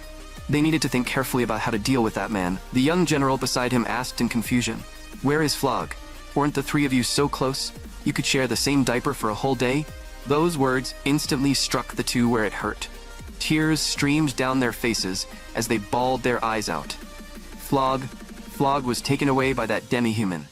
It turned out that Hanyul had immediately seen Flog's potential as good fitness material and insisted on taking him away. Naturally, the two refused and attacked Hanyul on the spot. but their attacks were like children throwing punches in front of Hanyul. Even Handad's proud greatsword was easily caught by Hanyul without him even turning his head. We couldn't beat him. We could only watch Flog leave with him. As they remembered how wronged they felt, the two cried even harder. Master, you have to save Flog from that monster. Hearing this, the Count turned his head in surprise. I do not know much about it, but I believe I have heard that this is a kind of black magic. That warrior is certainly pitiful, but we cannot start a war so easily. After saying that, he looked at the general. Besides, your master is not someone who would be swayed by personal feelings like this. But the moment he finished speaking, a thunderous boom rang out, and the general's aura erupted. Her eyes became as sharp as blades as she gritted her teeth. They dared to provoke me. The Count weakly raised a hand and asked, "What exactly did they do to provoke you?" The general answered firmly, "Provoking my disciple means provoking me, and provoking me means they want to die." The Count stood there dumbfounded and silently pulled his hand back. The general said no more and turned around, calling the two to head toward Ari Mine. It seemed the discipline of Ari Mine needed to be properly reorganized soon. Meanwhile, at the ghoul training ground, Hanyul was preparing to begin a new day of training. Since Flog had joined as a newcomer, the first lesson would start with squats. Flog looked completely confused. What the heck is a squat? Hanyul's face immediately filled with a kind smile. It's fine if you don't understand. Come here, I'll teach you. The squat is the foundation for stabilizing loaded weight, and it is also the best movement for strengthening the quadriceps. As he spoke, he placed a hand on Flog's shoulder. Now, try squatting down. Flog shakily squatted, his face full of confusion. What is the point of doing this? It's simple. You squat down, then stand back up, Hanyul explained patiently. Later, we'll be doing this movement while carrying weight, so your form has to stay stable to avoid injury. Place your feet hip-width apart and keep your knees pointing in the same direction as your toes. Use your hips and knees to lower yourself. Then drive through your glutes and thighs. Drive upward and push the floor away. Flog tried it once. Hanyul immediately gave him a thumbs up. For your first time, that was pretty good. Have you trained in anything before? Flog answered shyly. Just a little swordsmanship. Then, try squatting again. As Hanyul spoke, he picked up the barbell in front of him. Grip tight and brace your core. This thing isn't light. The moment Flog nodded, the barbell was placed on his shoulders. The weight felt like a small mountain, making his face instantly turn pale as he nearly dropped to his knees. Bro, don't be scared. Stand up slowly. Hanyul's voice came at just the right time. Flog clenched his teeth, his face turning bright red. Using every bit of strength he had, he forced himself to stand up. Seeing this, Hanyul immediately took the barbell back. The ghouls around them burst into cheers and applause. As expected of someone trained in swordsmanship, he's way stronger than us. Hanyul looked at Flog with satisfaction in his eyes. His strength had clearly reached its limit just now, yet he still managed to keep his form stable. He really is perfect fitness material. My eye for talent never misses. Then he looked at Flog and asked, "You're training with me because you want to become as strong as your friends, right?" Flog immediately clenched his fists, his eyes burning with determination. "I want to become as strong as them too." But Hanyul let out a soft sigh. "Unfortunately, you can't become like them." The light in Flog's eyes instantly dimmed, and his voice sank. "So everyone really thinks that too? I know. No matter how hard an ordinary person like me works, I'll never catch up to those geniuses. But still, thank you for being willing to train me." But before he could finish, Hanyul cut him off. "What I mean is, you'll become stronger in a different field. You don't need to envy their swordsmanship. In my eyes, you have the best talent." Flog suddenly raised his head, tears instantly filling his eyes. The next second, he actually started blubbering. You're the first person besides my friends to acknowledge me." Hanyul patted his shoulder. "Stop crying. If you cry too much, you're losing your games." And so, without Hanyul even realizing it, his eagle eye skill quietly advanced to level 3. Early the next morning, Hanyul brought over a pile of clucker chicks. Hanyul's explanation was simple. "We can't rely on hunting forever. The chicken breast on this mountain will run out sooner or later. While food still isn't scarce, we should try becoming self-sufficient." The old ghoul king looked at the chirping chicks with worry all over his face. Cluckers do grow fast, and raising them isn't hard. But there aren't many monsters in Ari Mine that can beat them. Right now, we're a little stronger than they are. But if they evolve one day, no one except Lord Hanyul will be able to control them. You can't do it? Hanyul's eyes instantly turned cold as he stared him down. The old ghoul king swallowed, trembling inside. Am I supposed to be able to do that? But looking at Hanyul's expression, which practically said he would be killed if he dared to say no. He still answered shakily, "I can do it. That's more like it." Hanyul immediately burst into laughter. "I almost couldn't stop myself from taking you out just now." Soon, the sound of training shouts echoed through the training ground again. Everyone gathered around the barbell, focusing on the feeling of activating their quadriceps. Hanyul watched the scene with a satisfied smile on his face. The old ghoul king stood beside Flog, using his skill to help adjust the weight. Teaching fitness beginners really was a joyful thing. Suddenly, a thunderous boom shattered the peace of the training ground. The blast waves sent the nearby ghouls tumbling in every direction, leaving them completely confused. What the hell? Barbells can explode now? The old ghoul king also looked lost. "I've never heard of that." Just then, a figure walked up to the old ghoul king. She stared at him with icy eyes. "Are you the monster who randomly stole my disciple?" The old ghoul king broke into a cold sweat and quickly waved his hands. "It's a misunderstanding. This is all a misunderstanding. Besides, I'm the one whose position got stolen." "Enough nonsense." The general cut him off impatiently. "Just answer me, yes or no." Before her words even finished, her sword sliced toward the old ghoul king with a sharp gust of wind. With a loud boom, dust filled the air, and a deep trench was carved into the spot where the old ghoul king had been standing. But there was no joy on the general's face. Instead, her gaze sharpened, because her sword had been blocked by a single hand. Hanyul held back the blade with one arm, his face dark. "Even dogs know better than to interrupt my training. You've got some nerve." Both of them were shaken inside. The general was shocked that this demi-human could block her sword with his bare flesh. Hanyul stared at the thin line of blood seeping from his arm and was secretly startled. "This lady is something else. She actually made me bleed." Just as the two were locked in a standoff, two excited voices came from behind the general. Flog, Raphael, and Handed looked at Flog in the distance, and tears instantly streamed down their faces. During the days without Flog, they couldn't eat, couldn't sleep, and every single day felt like an eternity. The general looked at Flog, then at Hanyul, and quickly understood what had happened. Hanyul raised an eyebrow and looked at Flog. "She really is your master?" Flog stammered for a long time, unable to form a complete sentence. I just feel like fitness is more interesting than swordsmanship." Hanyul cut him off. "Just tell the truth. What's so hard to say?" Flog took a deep breath, as if he had finally made up his mind. He bowed deeply to the general. "Master, I'm sorry. Right now, I like fitness more than swordsmanship. I'm sorry you had to come all this way, but I have a new master now." The general listened with a calm expression, but the corner of her mouth suddenly curved into a smile. The next moment, her aura surged again. "Since my disciple has made the wrong decision, it is naturally my duty as his master to correct him." The next second, her body flashed, and she unleashed her hidden trump card. Old Monk draws the sword. Hanyul's eyes sharpened, and he immediately switched into bodybuilding stance. The muscles across his upper body instantly swelled with blood, and veins bulged across his arms. The next moment, the general's sword slammed hard into his arm. But even though her strike landed, her eyes widened in shock, because the sword had only left a shallow scratch on Hanyul's arm. Such a powerful body actually existed in this world. She turned to Flog. "So this is the kind of body you want to forge?" Flog nodded hard, his eyes filled with admiration. "A body like that is just so badass." The general sighed helplessly and looked at Hanyul. "In that case, I'll have a match with you. Whoever wins will prove that their training method is stronger, and they will have the right to take Flog." But Hanyul shook his head. "No, lady, you don't understand at all. Fitness is not martial arts. It is a way to burn yourself, challenge yourself, and refine your character. Then, when you used fitness to catch the Clucker King before, wasn't that for battle? That was for survival, and for protein." Hanyul's tone was calm. "I only fight to survive." The general immediately sneered. "By that logic, fitness is just a useless training method, isn't it?" Those words instantly ignited Hanyul's anger. But the general casually waved her hand. "I know you're mad, but just chill. What's the point of just burning yourself and challenging yourself? Basically, fitness is trash, right?" The instant the general finished speaking, a blinding light suddenly erupted from Hanyul's body, illuminating the entire training ground. From within the light, a taller and more shredded figure slowly stepped out.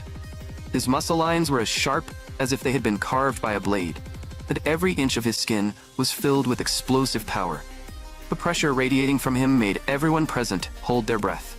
Hanyul's eyes were now as sharp as an eagle's as he looked at the general.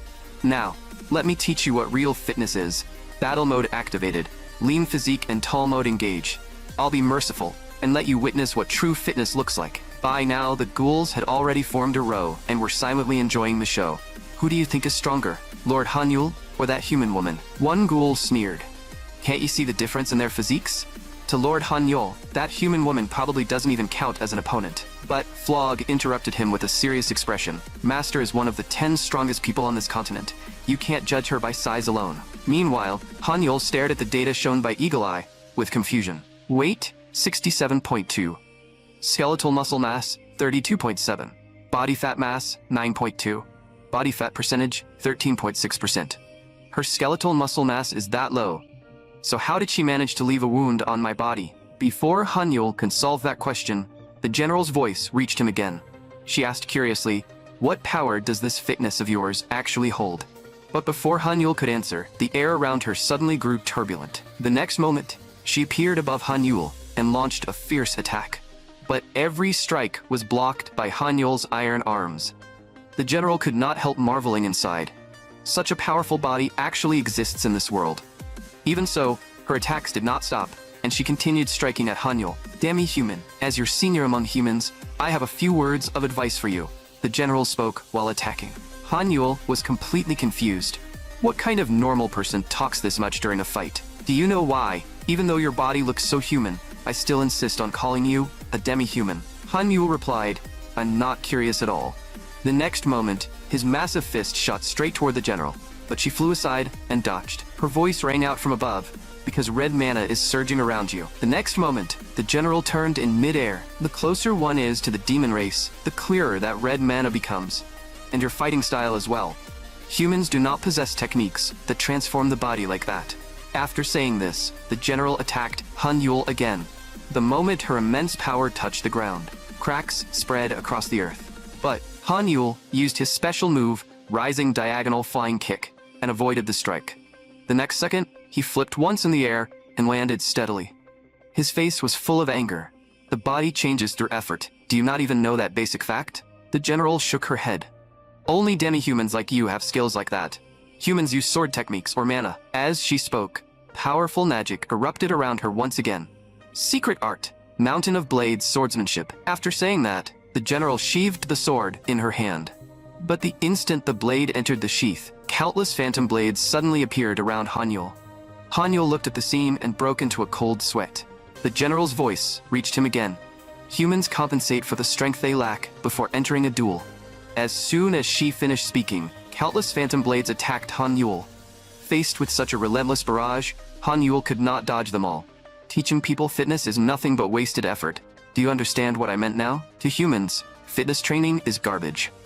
Even if you're calculating how to defeat me in your head, you can never win against Y. The general, who spent every day thinking about swordsmanship, looked down at Hanyul lying on the ground, as if she were staring at trash. Hanyul lay on the ground, but slowly began pushing himself up. Do your opponents never improve?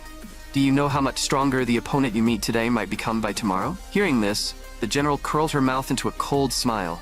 I don't care. Since I met him today, I won't give him the chance to see tomorrow's sun. After saying that, her aura gathered once again as she unleashed her sword technique, Mountain of Blades swordsmanship. The next moment, Hanyul sprang up from the ground. In an instant, every muscle on his body swelled to its fullest. He had entered bodybuilding stance. Front double biceps. The general's attack came right after, but Hanyul's face was filled with unyielding determination. Those of us who train our bodies will always defeat the version of ourselves that was stronger than yesterday, no matter where we are. The next moment, Hanyul also unleashed dense reps. In fitness, a rep meant one repetition within a set of training movements. As soon as he spoke, Hanyul's body kept growing, becoming larger and larger. Now it's my turn to school you, lady. Meanwhile, on Flog's side, Raphael and Handad had also arrived. Their faces were full of hesitation and embarrassment. At first, they had only wanted to see Flog as soon as possible. So, they brought their master with them. They never expected things to turn into this. We came looking for you, like this. You must think we're idiots and hate us now, right? Flog looked completely confused. How could I hate you over something like that? But Raphael and Handad truly believed that they had pressured Flog too much, and that was why he had left them. Flog shook his head and said that was not the case.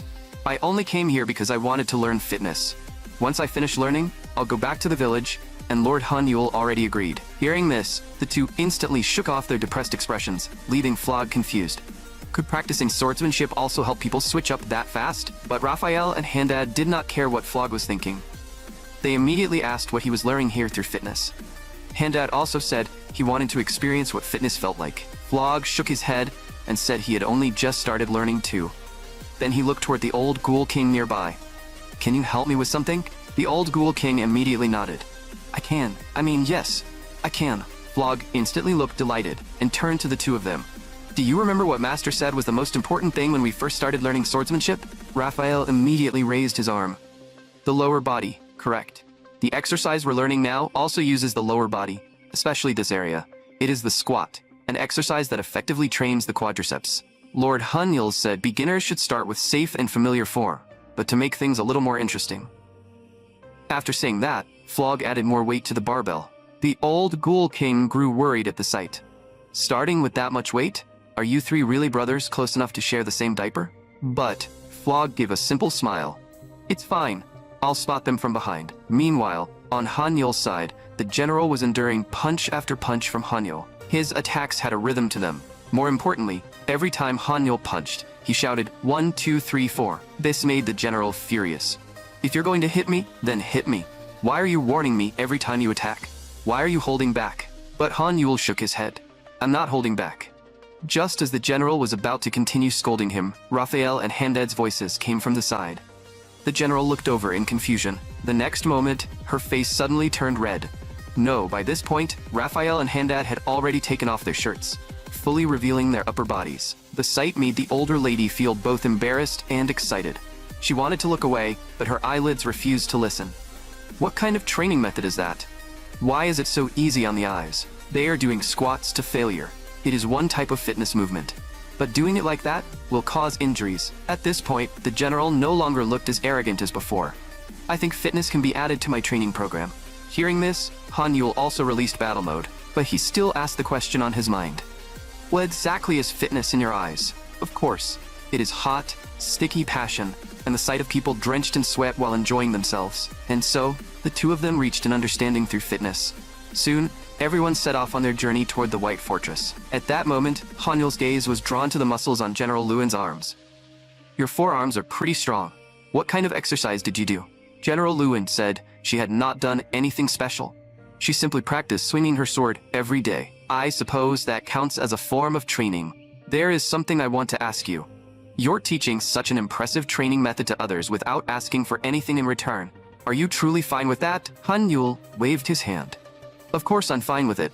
When it comes to fitness, the more people doing it, the better." That answer left General Lewin confused. Who wouldn't hide something valuable, afraid that others might learn it? But Hanyul looked completely unconcerned. "If more people start training, there will be gyms wherever I go. And if more types of exercises are researched, training can become even more efficient. If I get the chance, I also want to spread fitness culture throughout Asia." Hearing this, General Lewin fell into thought. "It seems you are more interesting than I expected. I admire you. When we meet the Count later, I will ask him to grant you a favor." The road to the White Kingdom was long. When night fell, the group set up a temporary camp nearby. At that moment, Flog came to Hanyul with a serious expression. "Lord Hanyul, you may not know this, but the White Kingdom, where I live, is a country with a very severe discrimination problem. The people there discriminate not only against races other than their own, but also against mages and heretics.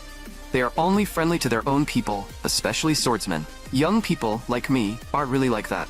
But I'm worried that Lord Hanyul and the ghoul athletes might feel uncomfortable there." Hearing this, Hanyul nodded. "That is indeed a major problem." Flog suggested that perhaps it would be better to visit after some time had passed. But Hanyul turned a deaf ear to him and walked straight toward a feed cart beside the stable. The next moment, he entered the stable and stuffed a mouthful of feed into his mouth. The sight shocked everyone around him. As expected of an uncivilized savage, he was actually eating livestock feed. But at that moment, Hanyul looked as if he had just tasted a rare delicacy. He was deeply moved by that rough, dry texture. This was the raw ingredient for oatmeal. Oats. Such a clean carbohydrate. And yet, only horses were eating it. That was a serious problem. The people of the White Kingdom were shocked, again when they saw how much he was enjoying it.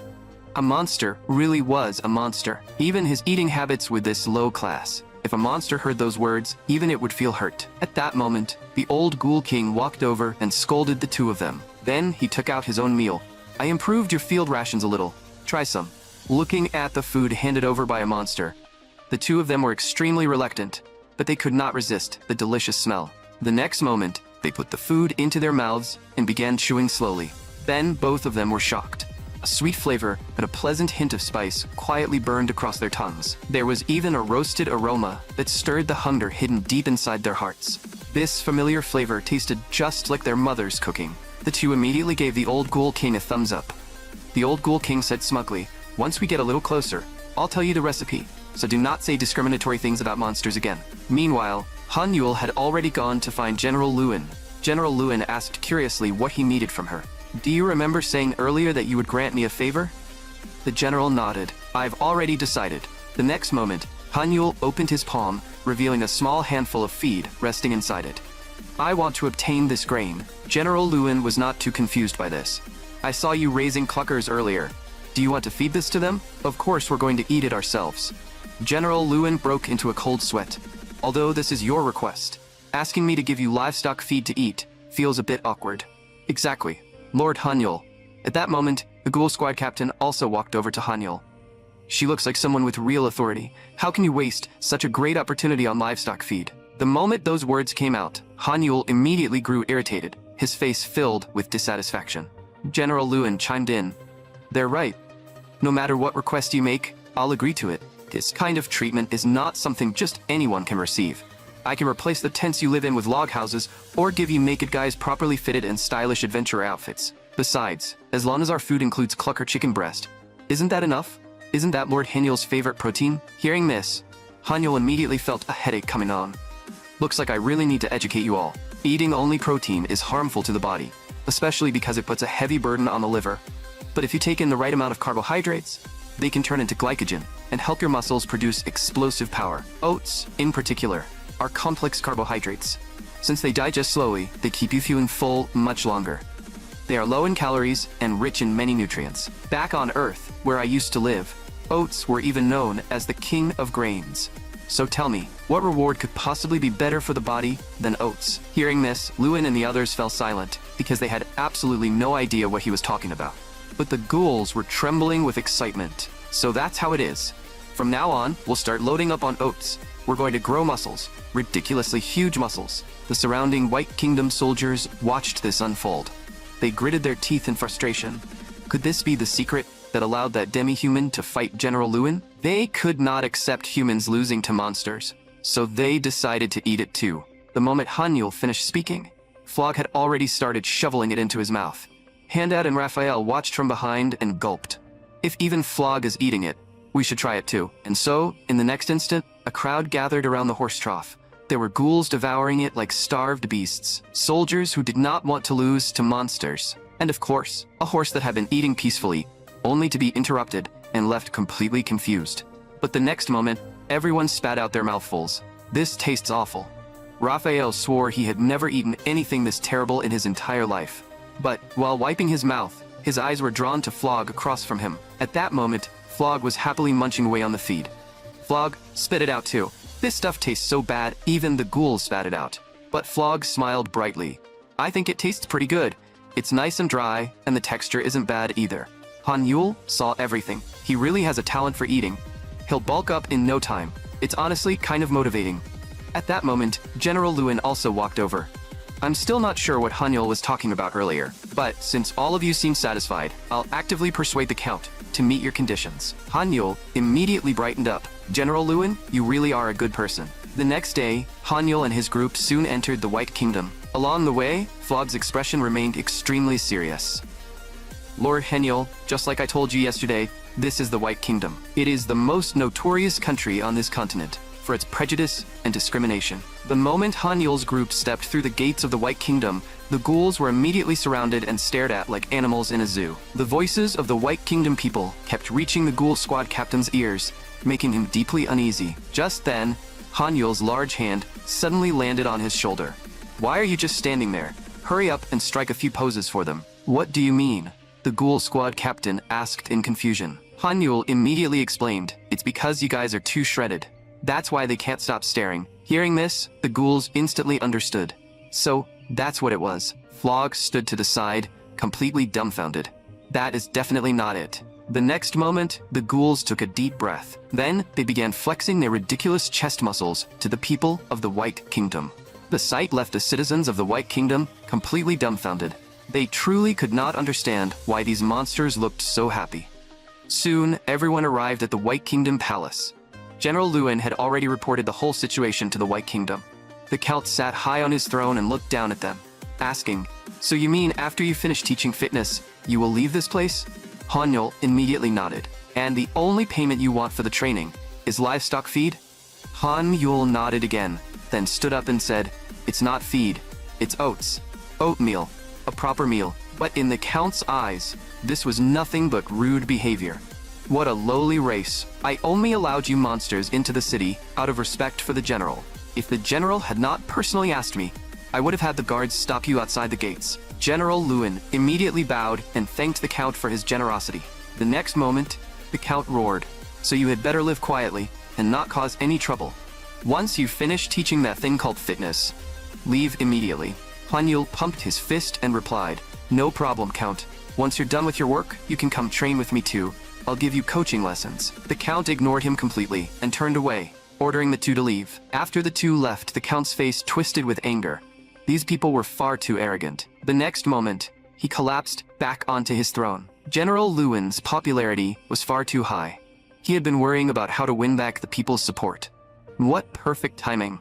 After thinking so hard for so long, the solution had practically fallen into his lap. He immediately waved his hand. "Someone call the Clucker Mercenary Corps here. General Lewin, the guests you invited have accidentally become the perfect leverage against you." Soon, General Lewin brought Hanyul to the soldiers' training ground. "Everyone, stop what you're doing. Today, we will be holding a special training course. The person beside me is the special instructor invited by General Lewin, the Ghoul King, Yu Hanyul." The soldiers were instantly confused. The Ghoul King? Wasn't that a monster? Why would they ask a monster to teach us? The instructor said, "I understand that many of you are dissatisfied, but disobeying this order means violating military law. I hope all of you think carefully before acting." "Hello, everyone." Hanyul stepped forward. "I am your special fitness instructor. My name is Yu Hanyul. I don't like the look in your eyes." Everyone, prepare for push-ups. The soldiers were completely lost. What the hell were push-ups? Hanyul immediately got down on the ground. "You little brats, all of you get down." The ghouls had already dropped behind Hanyul the instant he finished speaking. Most of the White Kingdom soldiers hesitated, though a few slowly got down on the ground. Hanyul looked at them, his face filled with anger. "Why aren't you down yet? What are you waiting for?" Someone watched the scene and let out a sneer. "What a ridiculous sight. Are we all supposed to listen to that monster now?" The instructor immediately said, "During training, the monster's orders are equal to the general's orders. That is the rule here." But the man waved his hand dismissively. "Instructor, do you really think that too? Do you truly believe that a monster's words are equal to the general's words?" Hearing this, the instructor fell silent. Seeing that, the man immediately shouted to the people around him, "Everyone, get up! Are you really going to listen to a monster? Do you have no pride as humans?" Seeing this, Hanyul slowly stood up, his face full of irritation. "What the hell are you trying to pull?" The man casually waved his hand. "There are far too many problems here. First, we will not obey a monster's orders. Second, I feel that the fitness you teach has no practical use. Why should we ignore useful swordsmanship and learn some other kind of training?" As he spoke, the man placed his hand on his sword hilt. The next moment, he drew his blade. And third, the most important point. As humans, we do not want to take an uncivilized monster as our master. Fearing that Hanyul would explode in anger, the old Ghoul King had already stepped in front of him. "I can handle this." Then he pointed at Flog beside them. "For the first problem, we can simply have Flog conduct the training in our place. That way, you will be following a human's instruction, not a monster's command. For the second point, none of you have even learned fitness, so how would you know it is inferior to swordsmanship? Why don't we monsters and you humans each choose one representative for a match? As for the third point, whether we are truly uncivilized or not." The old Ghoul King's expression gradually turned cold. "That is something we will only know after the match, won't we, you filthy humans?" Then, he looked back at the ghouls behind him. "Is everyone ready?" The moment he finished speaking, the ghouls answered with a perfectly unified chant. Seeing this, Han Yul felt deeply satisfied. These guys were definitely worth the effort. Good. I accept your proposal. Instructor, do you agree as well? Hearing this, the instructor finally nodded. Seeing the instructor nod, the man immediately stepped forward. I'll represent the human side. Who are you monsters sending out? As soon as he finished speaking, one ghoul strode out from the group. At that moment, the man was already laughing inside. These idiots really think I'm just an apprentice, don't they? How pitiful. I'll show you exactly why the Clucker mercenary corps personally hired by the Count is so infamous. The next moment, the man stomped heavily on the ground. Then he turned and charged straight at the ghoul. Die, you filthy monster. Seeing this, the ghoul did not panic at all. He slightly bent his arm and unleashed the legendary martial technique, one-arm dumbbell front press. With a loud bang, the man boldly caught the ghoul's punch with his face. And in the next instant, the man was blasted into the sky by the ghoul's enormous force. By the time he landed, his face could barely be recognized as human. Han Yul immediately frowned. You used too much strength. Did you get stronger just to show off your power? What if you accidentally killed him? Facing Han Yul's scolding, the ghoul weakly said, I'm sorry. Hearing this, Han Yul also waved his hand a little awkwardly. It's not entirely your fault. I didn't expect him to act so tough when he's actually this weak. Then, Han Yul walked up to the White Kingdom soldiers. Since your representative lost, behave yourselves and train with me. Just then, the man who should have lost consciousness suddenly curled the corner of his mouth. Sword technique. As soon as he spoke, powerful energy erupted from his body, and the wind around him began to hum. The next moment, he launched himself forward, his long sword slashing straight toward the ghoul in front of him. The ghoul sensed danger and turned to look behind him, instantly terrified. For a moment, he even forgot to dodge. At that critical moment, the old Ghoul King activated tenfold heavy blunt. The next instant, the man was crushed to the ground by an immense force and could no longer move. Han Yul immediately darted forward. He lightly patted the man's chest with his palm. The instant Han Yul's palm touched his chest, the man flew away like a cannonball. With that seemingly light slap, Han Yul embedded him straight into the wall. The enormous impact made his whole body twitch uncontrollably. At that moment, General Lewin also arrived outside the training ground. She walked inside with excitement all over her face. How was Han Yul's training going? How many chest muscles would she get to see this time? But all she saw were neatly dressed soldiers, looking ahead and murmuring to each other, leaving the whole place buzzing with noise. The scene from moments earlier had frightened the surrounding soldiers. Convinced that raw strength alone couldn't achieve something that terrifying, they assumed magic had been used. The next moment, General Lewin drove her sword into the ground. The loud sound instantly drew everyone's attention. When the instructor and Han Yul saw who had arrived, they quickly ran over. General Lewin looked at the instructor with displeasure. I do not quite understand what is happening here. Report to me. The instructor immediately straightened his posture. Some apprentices believed they should not obey instructions from monsters, so both sides sent representatives for a match. After our soldier lost the match, someone protested that the ghoul had cheated by using magic during the duel. Hearing this, General Lewin turned her gaze to Han Yul. You did not use magic during the match, did you? Han Yul immediately shook his head. I don't know how to use that stuff. He says he did not. General Lewin's gaze turned back to the instructor. The instructor instantly broke into a cold sweat. I also believe he probably did not use magic during the duel. But before the instructor could finish, someone interrupted him. It turned out the Count had also arrived. I happened to pass by and heard something unbelievable. General, do you actually believe what those monsters say? Shouldn't you be standing on the same side as us, the people of the White Kingdom?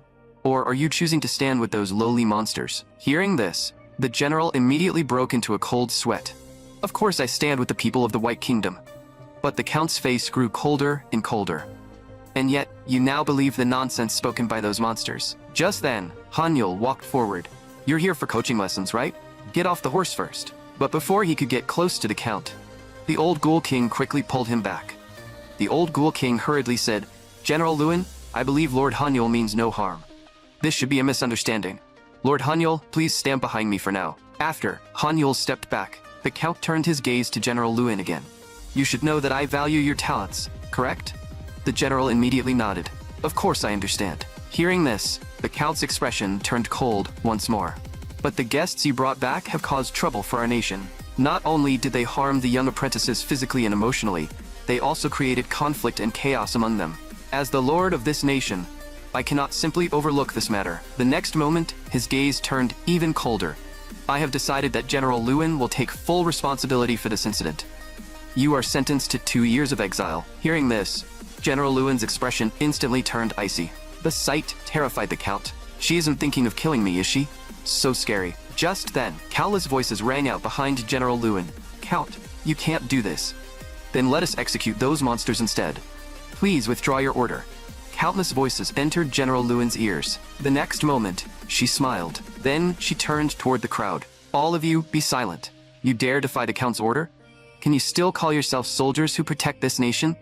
But the soldiers still looked deeply unwilling. Of course, we would never disobey the Count's order, but treating the general like this is just.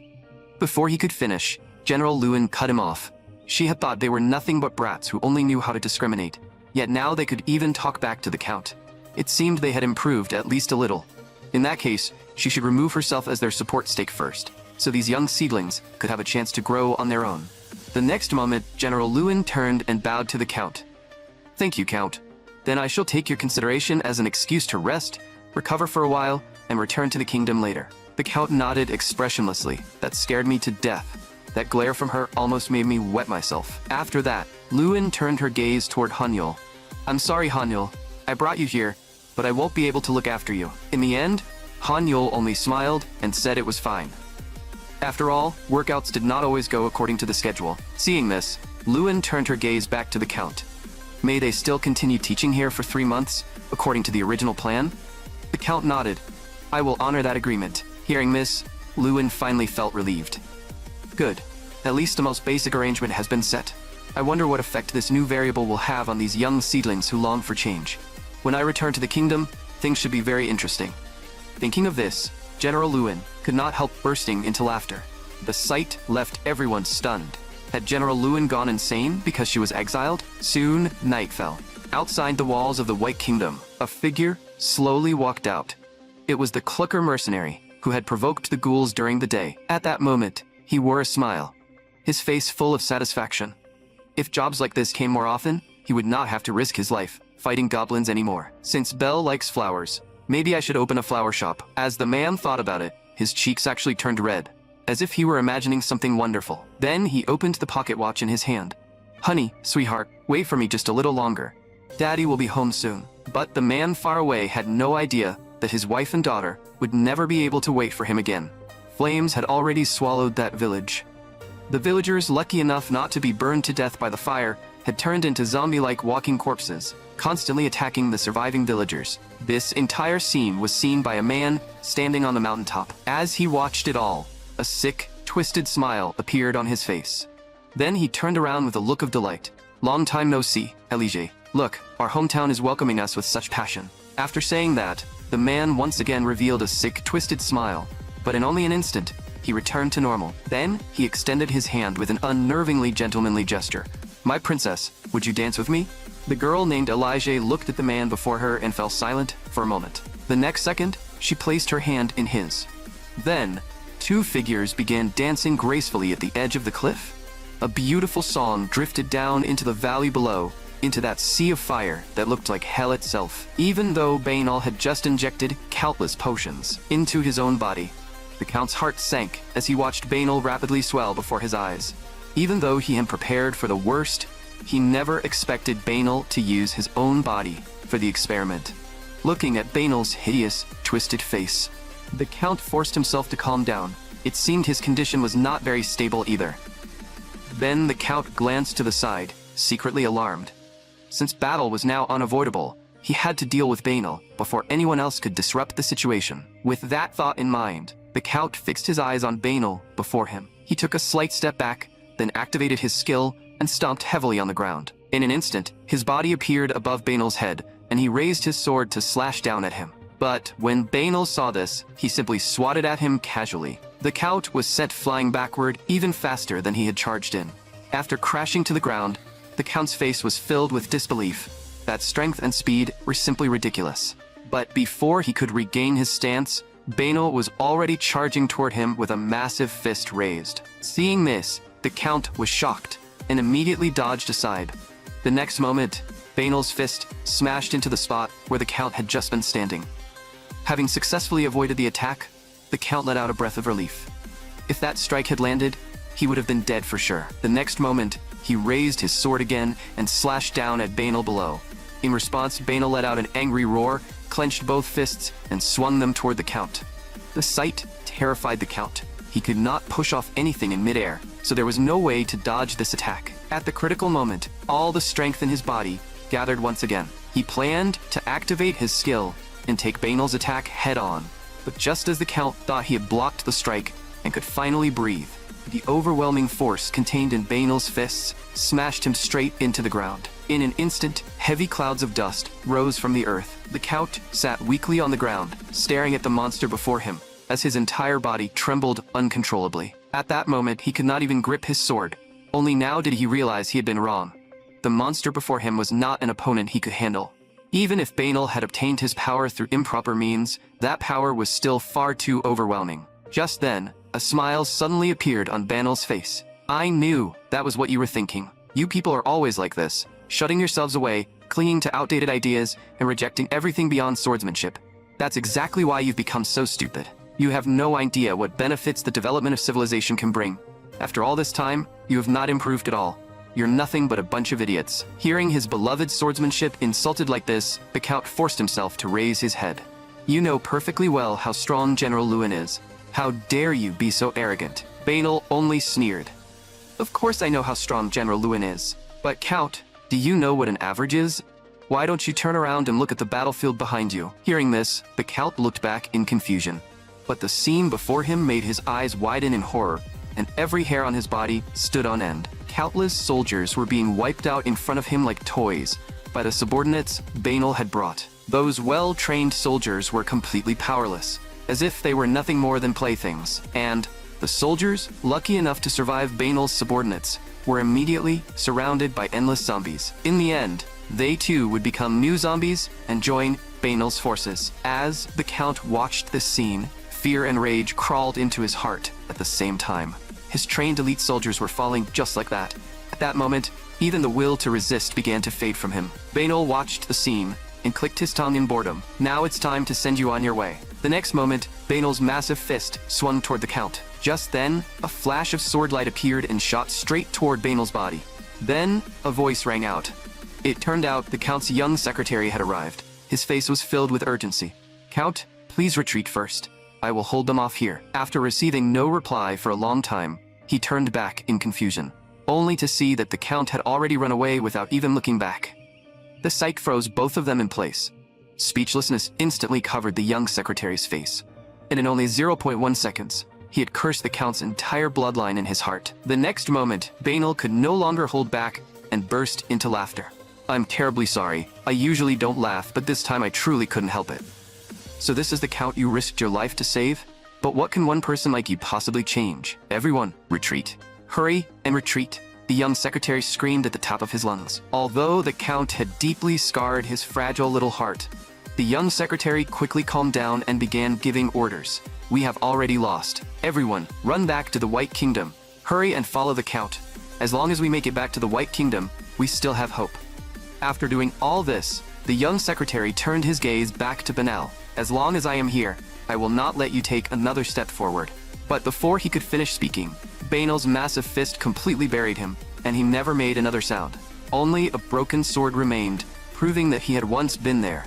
Should we chase them? One of Banal's subordinates asked, while looking at the fleeing soldiers. Banal, whose body was gradually shrinking, shook his head. No need.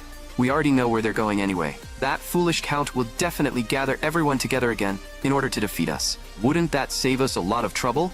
Meanwhile, on the Count's side, even though he had already fled far away, his heart was still filled with terror. Just thinking about the scene from earlier made his heart pound like a drum. That was definitely not an opponent he could defeat. What could he possibly do to beat them? Then the Count looked at the soldier retreating beside him. Can someone report the current state of the army to me? As soon as he finished speaking, a man rode over on horseback. I am the captain of the 20th squad. My name is Lu Ming. In this operation, out of 400 soldiers, 347 were killed or infected. 27 were wounded, and only 26 are completely unharmed. After hearing this, cold sweat ran down the Count's face as he kept thinking. There were still 100 soldiers guarding the city. Even if they included the apprentices and wounded soldiers, they only had 126 people capable of fighting. Thinking of this, the Count could not help cursing under his breath. 400 soldiers had already failed. With only 126 left, how were they supposed to deal with them? Seeing this, Lu Ming asked weakly, "Should we recall General Luen?" "There's no time," the Count shouted anxiously. "Even if you send someone to find her right now, she can't return immediately." Just then, Lu Ming offered another suggestion. "Should we ask the monsters currently living in the city for support?" Hearing this, the Count looked over in confusion. "The monsters?" Lu Ming nodded. "I heard their leader Hanyul once fought General Luen, and the two of them were evenly matched. We allowed them to live in the city and provided them with food and lodging. If we use that as a reason to demand their support in battle, I do not think they will refuse." Hearing this, the Count nodded thoughtfully. Using monsters to fight monsters? The next moment, the gloom in his heart disappeared, and an excited smile appeared on his face. "Very good. From now on, you will be my young secretary." 3 days later, the Count and his group finally returned to the White Kingdom territory. As soon as they returned, the Count rushed straight to the training ground without stopping. "Stop training. Everyone, gather immediately." Hearing this, everyone looked over in confusion. Today's training was not finished yet. Seeing that no one had stopped what they were doing, the newly appointed young secretary immediately stood up. "Why are you still standing there? Are you trying to disobey the Count's order?" Everyone had no choice but to reluctantly put down their training equipment and slowly walk toward the Count. The Count looked at Hanyul with arrogance in his eyes. "You are that demi-human named Hanyul, correct?" Hanyul nodded. "Are you here for my training class?" The Count was instantly speechless inside. "Can you please stop bringing up that training class of yours? You lowly monsters have been living comfortably here, enjoying free food and lodging. Now it is time for you to repay my kindness. I order you to immediately obey my command and eliminate the zombie army currently gathering outside the city." But the ghouls before him looked completely confused. They were all thinking, "What the hell is this old man talking about?" Seeing this, the Count's heart sank. Looking at their blank expressions, do these things not understand what I'm saying? However, the Count could not give up just yet. The next moment, he pointed at the ghouls again and said, "I will allow you, who are discriminated against everywhere, to die under the name of glorious sacrifice, especially your leader, Hanyul. I will even grant him the rights of a White Kingdom citizen." Do you know what that means? It means you will be able to freely show off your bizarre fitness here. But before the Count could finish his passionate speech, Hanyul interrupted him. The ghouls took a deep breath. The next moment, they all raised their powerful arms and flexed their perfect chest muscles. The sight left the Count completely stunned. "What are you doing? Did you still not understand what I just said?" "Of course, we understood." Hanyul stepped forward with a smile. "This is bodybuilding, one of the most important forms of fitness knowledge, and this is what you call a true bodybuilding flex." Hearing this, the Count flew into a rage. "I don't have time to fool around with you, if you don't obey my order right now." But before he could finish, Hanyul interrupted him again. "If we die or get seriously injured, how are we supposed to keep training these guys? If our muscles start wasting away, are you going to take responsibility?" Seeing Hanyul's furious expression, cold sweat instantly ran down the Count's face. Although he had no idea what Hanyul was talking about, that angry look and overwhelming pressure made one thing clear. If he did not apologize now, he was probably going to die. "Fine, I was wrong. I sincerely apologize for what I just said." After saying that, the Count called his newly appointed secretary and turned to leave. He was afraid that if he stayed even 1 second longer, he would die right there. "Are you really not going to try persuading them again?" the young secretary asked with worry all over his face. "With only our own forces, this city may be in danger." But the Count was already gritting his teeth in fury because of Hanyul's group and signaled for the secretary not to bring it up again. "I never expected them to help in the first place. Summon General O's." The young secretary was shocked. "Are we really summoning General O's?" The Count nodded. "His character may be terrible, but his strength is barely comparable to General Luen's. After he arrives, gather all our forces at the city gate. It is time to show those zombies what real technique looks like." Before long, countless zombies surrounded the city gate, packing it so tightly that nothing could get through. The Count looked at the dark, endless horde and could not help swallowing hard. In contrast, General O's beside him looked completely calm, as if everything was under control. "I heard one of you has a leader who can actually think. Don't you want to have a proper talk?" As soon as he finished speaking, several figures walked out from the zombie horde. "What do you mortal flies want to say to me?" Banal slowly walked out from the crowd and asked with an impatient expression. Seeing the enemy leader step forward, General Oz pointed at himself. Your forces may be large, but we are all strictly trained soldiers. Getting past us will not be that easy. So why don't you send one representative to duel me, the representative of the White Kingdom? Hearing this, the bored look on Banal's face immediately turned into a smile. That sounds fun. I accept your proposal. General Oz instantly revealed a scheming smile. I knew you would agree. The next moment, he leaped down to the ground. Then, who is my opponent? From within the zombie horde, a huge humanoid figure slowly approached. Its blood-red eyes stared straight at General Oz. Looking at the prey before it, the creature let out a series of indescribable sounds. You're pretty big, I'll give you that. General Oz looked completely disdainful. Now, let's see if you're all show and no go. After saying that, he charged toward Prang with his greatsword. In the next instant, General Oz's massive blade slammed hard into Prang's body. But the muscles on Prang's arms swelled violently, and it blocked Oz's attack with its body. Well, you're tougher than you look. General Oz spoke in a mocking tone, then raised his greatsword again. Then let's see how long you can keep taking it. As soon as he finished speaking, the greatsword came down with even greater force and struck Prang's body again. Prang stared viciously at the man who kept attacking it. The next moment, its tiny, baby-like mouth opened, spewing a glob of unknown liquid as it counterattacked Oz. But this carefully prepared strike was easily dodged by General Oz. The liquid landed on the ground and made a sizzling sound as it corroded the surface. General Oz looked at the substance spat out of the creature's mouth with confusion. Then he turned his gaze back to Prang and studied it curiously. In more than 20 years of military service, this was the first time he had seen a zombie this massive, let alone one that could spit something from its mouth. At that moment, he developed an unmatched interest in the zombie before him. Being stared at by General Oz made Prang feel a chill in his heart. What was with that burning gaze? Was this guy sick in the head? The next moment, his body kept backing away. His instincts told him that if he did not run now, his backside would be in danger. This left Oz completely confused. Why was it running away all of a sudden? You little rascal. Do you want to play chase with me? Then I'll gladly play along. After saying that, he chased after Prang with a wicked smile. Prang was shocked, but in the next moment, a smile appeared at the corner of its mouth. When something strange happened, there had to be a trap. General Oz, who had spent more than 20 years fighting on battlefields, immediately became alert. Just then, an axe flew in from the distance, cutting through the air as it shot straight toward Oz's face. General Oz was shocked, but his hand had already raised his greatsword by reflex and split the incoming axe apart. You dare interfere with a sacred duel? Oz was furious. After saying that, he raised his sword and charged toward the zombies. But in the next moment, Banal's fist slammed hard into the back of his head. Banal's face was filled with mockery. Sacred duel? What are you even saying to a bunch of zombies? Do you know why I accepted your proposal? Because you're the only knight in this country.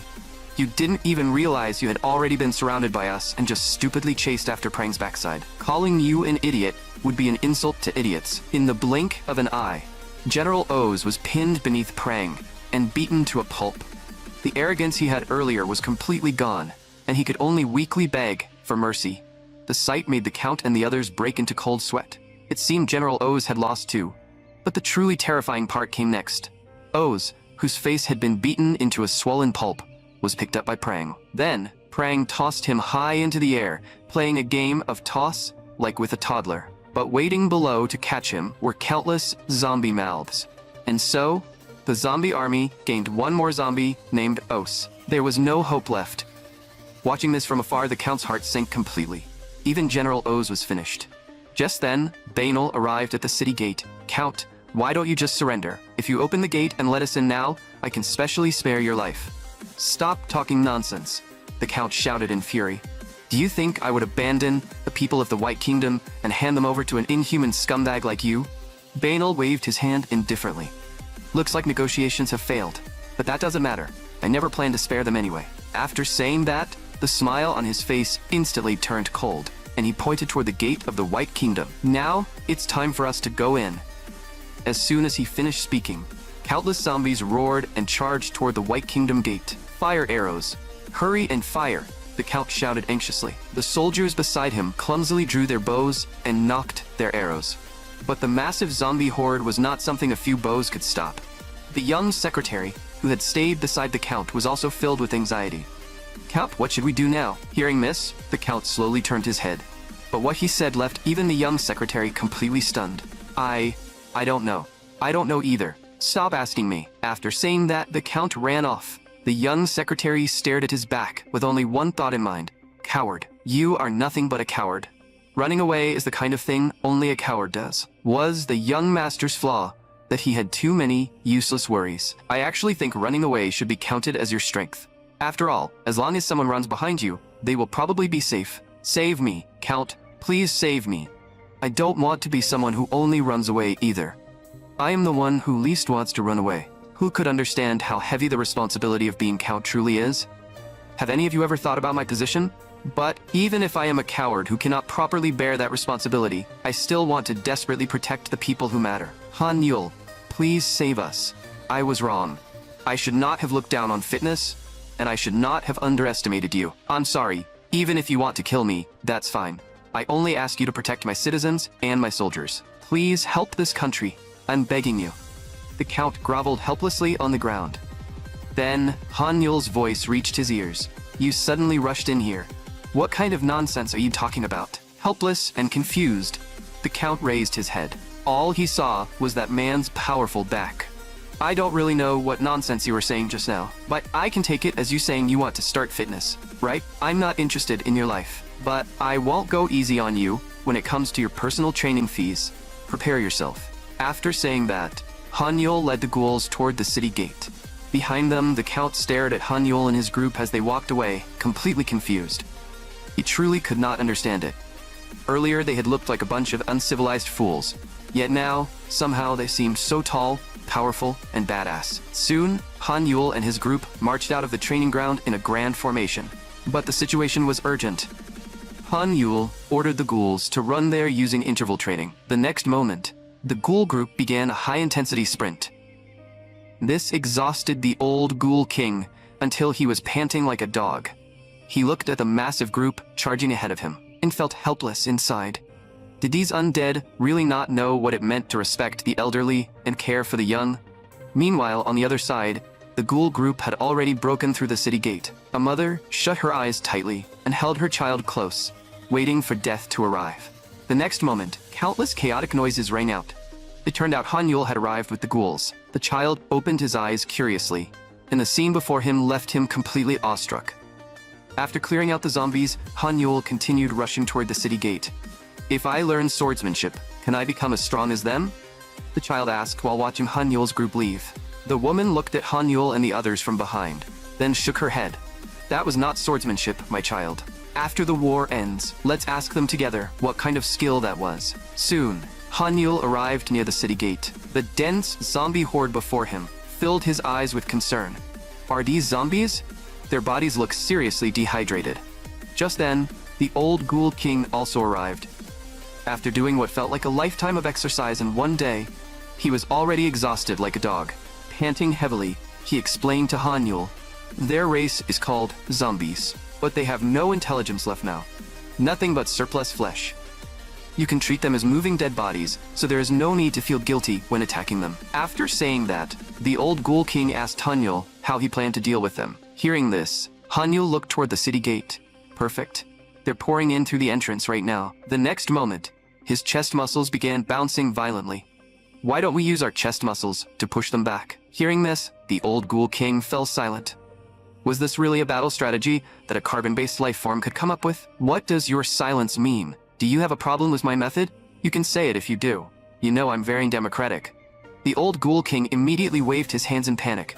I'm sorry, I have no problem with your idea. You are outstanding. You are a genius. Han Yul was extremely happy to hear this. Seeing Han Yul smile so brightly, the old ghoul king asked if he could take command of this operation. Han Yul nodded, signaling that he could do whatever he wanted.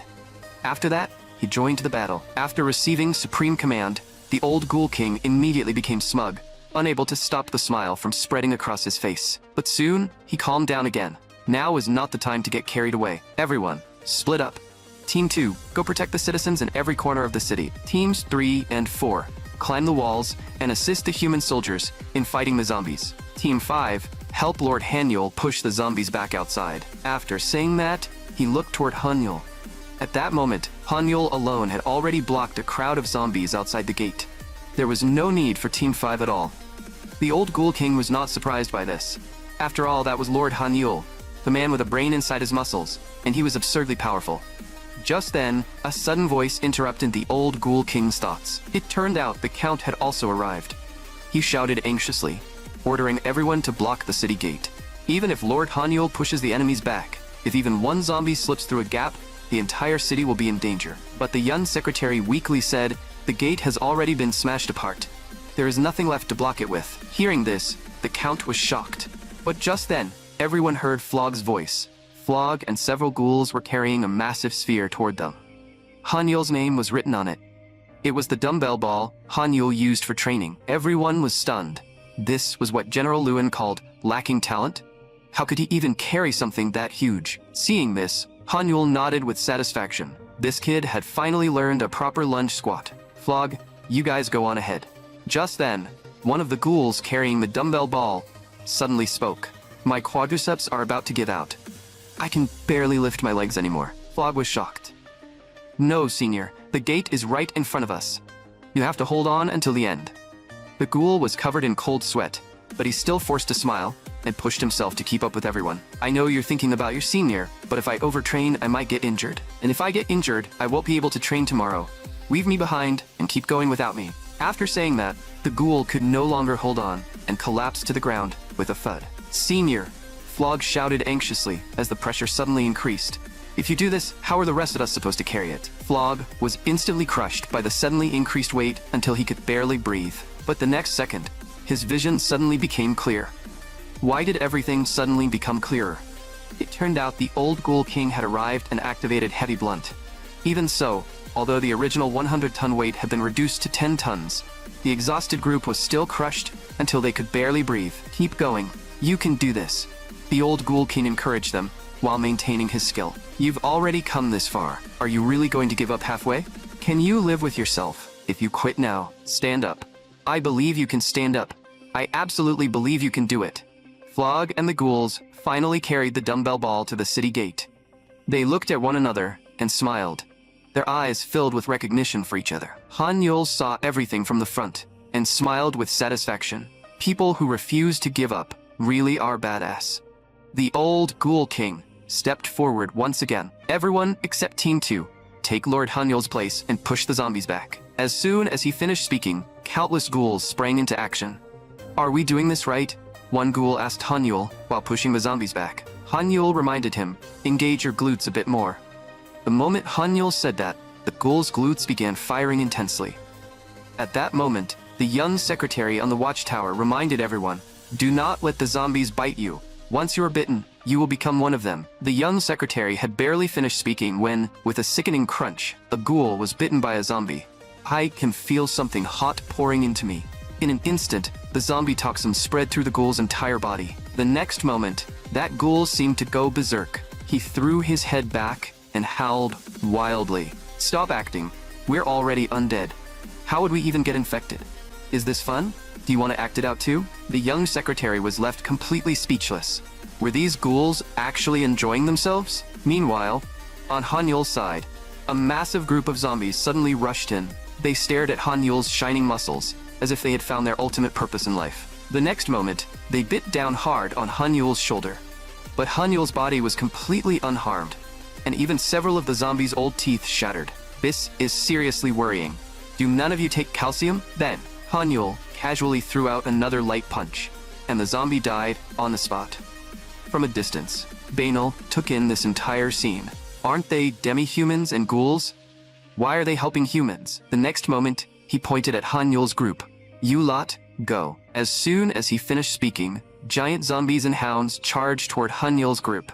But Handad and Raphael, who had been waiting for a chance nearby, saw everything. Below the wall, the Count saw this and anxiously ran up to the watchtower. Lord Hanyul.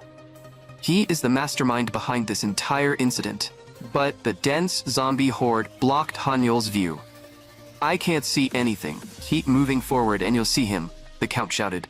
He has blue hair. Hanyul nodded, then looked at the ghoul beside him. Then I'll leave this place to you. Go without worry, Lord Hanyul. The next moment, Han Yule's aura suddenly surged. Now, it's time to use this move. Reverse, peck deck fly. As soon as he spoke, the countless zombies in front of him were pushed aside, one by one. The Count stared at this godlike display and broke into a cold sweat. Is this fitness? Once the war ends, I need to learn it too. Meanwhile, Han Yule had already parted the zombie army and was slowly approaching Benel. Watching this, Banal could not help breaking into a cold sweat. How can these useless things fail to stop even one person? They're all useless, aren't they, Elijah? Hearing this, Elijah gave a slight nod. Banal sighed helplessly. I didn't want to appear this early. In hero comics, aren't heroes supposed to show up at the very end? But I suppose there's no helping it. After saying that, Banal walked toward Han Yule. But when Han Yule arrived before him, Banal plunged countless vials of serum into his own body again. Han Yule watched the figure before him, constantly changing shape, and scratched his head in confusion. What are you doing? But before Han Yule could stay confused for long, Banal completed his transformation and charged toward him. Seeing this, Han Yule charged toward Benel as well. In an instant, the two of them interlocked their fingers. But there was not the slightest trace of affection in their eyes. Why did you come to ruin our plan? You're not even a monster. I heard someone was bullying my future fitness students, so I came to see who was so impressive. After saying that, Han Yule forced his hands down hard, and the sound of bones cracking rang out instantly. The pain of his bones being crushed made cold sweat pour down Banal's face, and then Han Yule pinned him heavily to the ground. Banal's face was filled with disbelief. Is this a human or a monster? How can he have strength this ridiculous? But before he could even catch his breath, Han Yule's large hand clamped tightly around his throat. So you're the guy bullying my future fitness students? But Banal answered Han Yule only with dead silence. Han Yule couldn't care less either way. Finally, after struggling for 2.5 minutes, Banal slowly lost his strength. At that moment, with Han Yule gripping his neck, Banal had no moves left. Han Yule asked coldly, "Are you done?" Han Yule stared coldly at Banal beneath him. "Then it's time for you to die." As soon as he finished speaking, Han Yule's muscles swelled again, and his arm tightened around Banal's neck. Activate mountain climber mode. In an instant, Banal was dragged over 100 meters by the neck. Seeing this, Elijah was shocked. Banal was in danger. A shadow suddenly wrapped around Elijah's body. Then the figure of a cyborg appeared before everyone. I will eliminate every threat. After saying that, Elijah ran toward the mountaintop. Suddenly, a flash of sword light appeared. A figure stood in Elijah's path. Who are you? Elijah looked at her in confusion. She had never seen this person before. I am Lewin's niece, Rhine. After saying that, Rhine continued attacking Elegy. For a moment, Elegy was forced into a panic. Sensing that things were going badly, Elegy looked toward the hound beside her, signaling for it to go help Banal first. Hearing that, the hound turned and ran toward Banal's location. Rhine sneered. You actually sent your helper away? Do you really think you can beat me with those pathetic skills? Elijah stared coldly at Rhine. Of course I can. After saying that, she took the initiative and attacked Rhine. Meanwhile, on the ghoul side, the old ghoul king was commanding the battle inside the city wall. Team 1's mission was to check whether any zombies had been left behind inside the city. Team 2's mission was to block the gaps in the city gate and carry out repairs. Teams 3 and 4 continued fighting the zombies. Everything was proceeding in an orderly way. The Count watched this from the watchtower, his face full of shock. Han Yule's strength was terrifying, but the one commanding the operation right now was that monster called the Old Ghoul King. His ability was also incredibly powerful, and his arrangements made it seem as if he were watching the entire battlefield from the sky. I once heard my grandfather say that there was a type of monster willing to assist humans, a race with true wisdom. They were heroes of the 4th Demon Realm War, the legendary Wise Brain Dragons. But why am I suddenly thinking of that name now? A little earlier, on Han Yule's side, Han Yule was dragging Banal across the ground while pinning him down. Suddenly, Banal's arm began swelling violently. In an instant, that arm transformed into something like a spiked club. Then he swung it hard toward Han Yule's abdomen. A dull impact rang out. But after taking the hit, Han Yule looked down at Banal beneath him with a smile. Got you, didn't I? My external obliques caught that. Seeing Han Yule's smile, Banal turned pale with fear, as if facing a deadly enemy. Don't tell me this guy is interested in my ability to transform my body, anywhere, anytime. At that moment, Banal grew anxious. But no matter how hard he pulled, he could not free his spiked club arm from Han Yule's grip. Just then, several barks rang out. It turned out the hound Betterman had arrived. Seeing its master trapped, it became extremely anxious. The next moment, it unleashed its special move, Bone Tornado. Bone Tornado was Betterman's ultimate attack, combining wind-type necromancy. The skulls inside were as hard as your morning wood, practically comparable to diamonds. Anyone caught inside would be easily crushed to pieces. But even such a powerful Bone Tornado was completely useless against Hanyul. My ultimate move didn't work. Betterman instantly wilted, but the next moment, it heard Banal's encouraging voice and pulled itself together again. Thanks to Betterman's interruption, Banal finally gained a chance to catch his breath. At some point, he had injected even more potions into his body. I wasn't planning to use this move, but you forced me. Hanyul watched his performance with a blank expression. No matter how much stronger this guy gets, he still can't surpass my grip strength. Just as Hanyul thought this, Banal's hand suddenly appeared in front of him. The next moment, it clamped tightly around Hanyul's neck. At this point, Banal had transformed into a round ball-like shape, glaring viciously at Hanyul. Let's tear each other apart. This shocked Hanyul. Banal's round body gave him nothing to grip. The next moment, Banal's massive fist appeared in front of Hanyul. Die. As soon as he spoke, Banal's massive fist slammed squarely into Hanyul. In an instant, Hanyul was sent flying by the punch. But the moment Hanyul landed, Banal began moving rapidly across the ground. Looking at Hanyul as if he were a toy, Banal mocked him. I competed on Running Man and earned the title of Speed Demon. Your eyes can't even keep up with my steps now, can they? Out of respect for General Lewin, I wasn't planning to use this move. If you want to blame someone, blame yourself for seeking death and meddling in other people's business. After saying that, Banal launched an attack at Hanyul. Hanyul then entered a bodybuilding pose. Front, abdominals and thigh, rear lat spread. He blocked Banal's attack head-on. The sight shocked Banal. He was clearly using this much force, so why did this guy look like he felt nothing? Hanyul seemed calm on the surface, but inside, he had already grown serious. Based on their fiber characteristics, skeletal muscles could roughly be divided into white muscle fibers and red muscle fibers. Red muscle fibers contained more myoglobin, which stored oxygen, making it appear redder. Because of that myoglobin, red muscle fibers did not fatigue easily. However, its muscle contraction speed was relatively slow. White muscle fibers were different. They contained less myoglobin and accumulated fatigue more easily, but their contraction speed was far higher than red muscle fibers. To win this battle now, Hanyul had to keep using his muscles to block the opponent's attacks, until the opponent exhausted himself. In other words, this was a battle of endurance. But at this point, Hanyul still did not understand that Banal's physique had been built through unnatural means. And as countless attacks landed on Hanyul, Banal gradually realized something was wrong as well. If attacks like this do not work, then I will just hit harder. The next moment, he charged at Hanyul with an even stronger aura. The powerful attack instantly made Hanyul's muscles ache. After landing one hit, Banal changed position again. Hanyul clenched his teeth, his eyes darting wildly as he searched for Banal's location.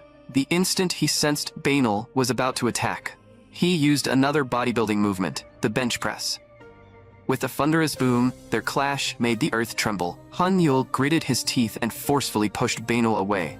Banal stared at Hanyul, his eyes full of shock. What kind of monster is this guy? At that moment, he had already started thinking of retreating. This guy's frontal strength was absolutely not something he could withstand. The next moment, he used the force to fly into the sky. Since he could not win head-on, he would avoid direct power clashes first. With that thought, he charged down toward Hanyul again.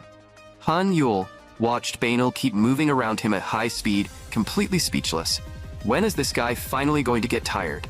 Meanwhile, on Handad's side, Prang looked completely at ease, while facing the combined attacks of Handad and Raphael. Under Prang's invincible giant windmill, the two of them could not even get close. You two are far too weak, Prang said with disdain. Hearing this, Raphael nodded calmly. We know we're not stronger than you, but we have the power of a couple's bond. That alone makes us far greater than a big lump like you. After saying that, Raphael raised his sword and charged at Prang again. But the next moment, Prang casually knocked him flying with one strike. Seeing this, Handad flew into a rage. You bastard, how dare you hurt him? Behold my secret technique. Swift blade severs the knot. After saying that, Handad raised his sword and charged at Prang. Too slow. Prang clicked his tongue in disdain. As soon as he spoke, he vanished from beneath Handad's blade. and Raphael appeared in his place. Seeing this, Handad was shocked and used all his strength to stop his greatsword. Finally, when the blade was only a mere millimeter away from Raphael, it stopped. But before he could breathe a sigh of relief, Prang had already appeared behind him, ready to attack. Just then, a sharp whoosh cut through the air. Handad turned back in confusion. Han Yul had appeared there at some point. Meanwhile, in an unnamed village on the border, a man was already panting so hard he could barely breathe. He shouted anxiously, "General Lewin." General Lewin looked helpless. How could you barge into a delicate lady's bedroom like this? Could it be that you finally couldn't hold back and wanted to get a little frisky with me? The man was horrified.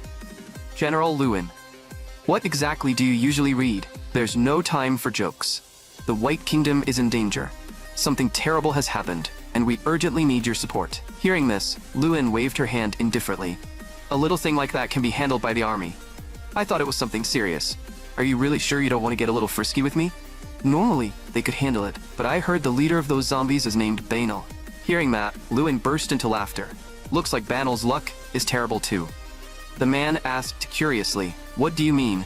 Lewin slowly held up 2 fingers. Right now, Wyvern Island has 2 shields. One is our ally, named Han Yul. The other is my dear niece, Rhine. She is known as the rising star of this continent. In the distant, dark age of the continent, wars raged endlessly across the land. During that time, the ancient fairies who were poor at physical activity and tired of conflict were constantly abused and persecuted by Banal's side. Then, one day, a human physician named Joseph Pilates suddenly appeared. To protect the ancient fairies from oppression and persecution, he developed a special exercise breathing method for them and named it Pilates. In the modern era, Pilates was no longer just a form of exercise. It had become a combat technique used widely and exclusively by the fairies. Rhine had always guarded the fairies' forest, and in just 7 short years, she had turned the fairies' Pilates into her own personal technique. Did you think flying into the air would let you escape? Elijah looked at Rhine in the sky and gritted her teeth. I will eliminate you. After saying that, Elijah charged toward Rhine in the air. Who said I was running? Rhine looked at her with disdain and charged toward Elijah as well. With a sharp clang, their sword tips collided, sending out a metallic hum. The next moment, Elijah was shocked again. Rhine spun in midair, her toes landing perfectly on the flat of Elijah's blade. She actually used the force of Elijah's sword to balance herself in midair. Looking down at Elijah beneath her, Ryan's face was full of disdain. I told you, you're no match for me. You think this fight is over? Elijah shouted, then launched a series of rapid thrusts at Ryan. But Ryan easily neutralized them. Spinning the sword in her hand, she forced Elijah back again and again. The pattern on your sword does resemble my aunt's blade, but compared to her, your swordsmanship is far too weak. Saying you are light years behind her would not even be an exaggeration. Meanwhile, far away, Lewin suddenly sneezed. Could my 2 beloved disciples be thinking of me? The scene shifted back to Hanyul. At that moment, Hanyul was enduring Banal's attacks with a helpless expression. How is this thing still not tired after fighting for so long? Banal stared at Hanyul and broke into cold sweat. What are you, human or ghost? How have you taken this many attacks from me and still not fallen? That's what I want to ask you. Hanyul frowned. When are you finally going to get tired? Tired? Only useless people complain about being tired. Enemies surround us on all sides, and my legion hasn't even reached 10,000 yet. This is the crucial moment when geniuses like us must carry great responsibility. How could I possibly say I'm tired? Back then, to defeat General Lewin, I worked without sleep or rest for 30 full days and nights to complete this drug. Now, my power can rival a dragon. Die, you monster demi-human. Hanyul exploded in anger. I wake up at the crack of dawn and bust my ass training every single day to get where I am. And you're out here doping? The next moment, he slammed both hands down hard onto Banal's hands. Seeing this, Banal was shocked. This monster's arm strength was actually comparable to a dragon's. And on top of that, the drug's side effects were about to kick in. The next moment, he pulled himself back. I need to use the neutralizer right away. Hanyul watched from the side, completely confused. Why did he suddenly retreat? Is he about to transform into another form and give my muscles a new kind of stimulation? Suddenly, Banal's round body began to rot and collapse. The next moment, he curled up on the ground and started vomiting violently. Hanyul looked at him with concern. Are you malnourished or suffering from gout? You really need to take better care of your body. But Banal was neither malnourished nor suffering from gout. Once the drug's effects faded, a question suddenly appeared in his mind. Why do I have to fight this monster? Maybe we should call a temporary truce. He looked at Han Yul. Why do we have to fight to the death? Don't you think spending our time fighting in such a beautiful world is a terrible waste of life? Hearing this, Han Yul's face darkened. You think I wanted to fight? You started this. Do you know how many fitness beginners you stopped from being able to train? I'm sorry. Hearing that, Banal actually let out pathetic little whimpers and burst into tears. I can't believe I did something like that. I'm not even human. The next moment, he dropped to his knees in front of Han Yul. Everything I did was to save Elige. Elige? Who is Elige? Han Yul asked in confusion. Elige. She died. Revenge. I have to get revenge. I came here for revenge. After saying that, Banal suddenly burst into wild laughter. It hurts. It hurts so much. This pain feels like my head is going to split open. That is why I have to get revenge. Since you refuse to let me go, I'll end everything before the side effects fully take over. But before he could finish speaking, Banal suddenly froze in shock. In the distant sky, a broken figure flashed past. And that figure was none other than Elige. 32 years ago, at White Kingdom Wyvern Fortress. Back then, Banal was only 17, and he and the current count had been thick as thieves, since they were in diapers. Do you know why the people of our country have such weak mana? Banal asked while looking at the count practicing swordsmanship beside him. The count was also only 17 at the time, and when he heard the question, he did not even raise his head. He simply poured all his focus into the sword in his hand. You're the next leader of Wyvern Island. Aren't you even a little curious? Banal continued asking, after receiving no response. Hearing this, the young count finally spoke helplessly. Even if I say I don't want to hear it, you're still going to tell me, aren't you? After saying that, he stopped moving and looked at Banal. Go ahead. Banal closed the magic book he had been reading and began explaining. Because mana is different from swordsmanship. Mana is a technique that is easily affected by emotional fluctuations. The more emotional changes a person experiences, the smoother the flow of mana becomes. But the people of Wyvern Island are used to following existing rules and constantly reading other people's expressions, which causes them to suppress their emotions too much. That is why they cannot use mana smoothly, and why they have made no progress in that field. Hearing this, the young count replied, Mana is not a technique we need to strengthen. Magic belongs to the witch's curse, just as swordsmanship belongs to us. Developing the power we were born with is the spirit and identity of the White Kingdom's people. Not bad. Banal gave him a thumbs up. What you just said sounded exactly like some stuffy old politician. Do you want to die? The young count said, then tossed a wooden training sword in front of Banal. Let's have a match for old time's sake. Fine. Banal slowly stood up. Let's loosen up a little. Soon, the sound of wooden swords clashing echoed through the training ground. But before long, Banal was knocked to the ground by the count. That makes it 123 to 43. The two of them turned back in surprise. Young General Lewin had appeared there at some point. Banal, it's not like you lack ability. Why do you always lose steam at the end?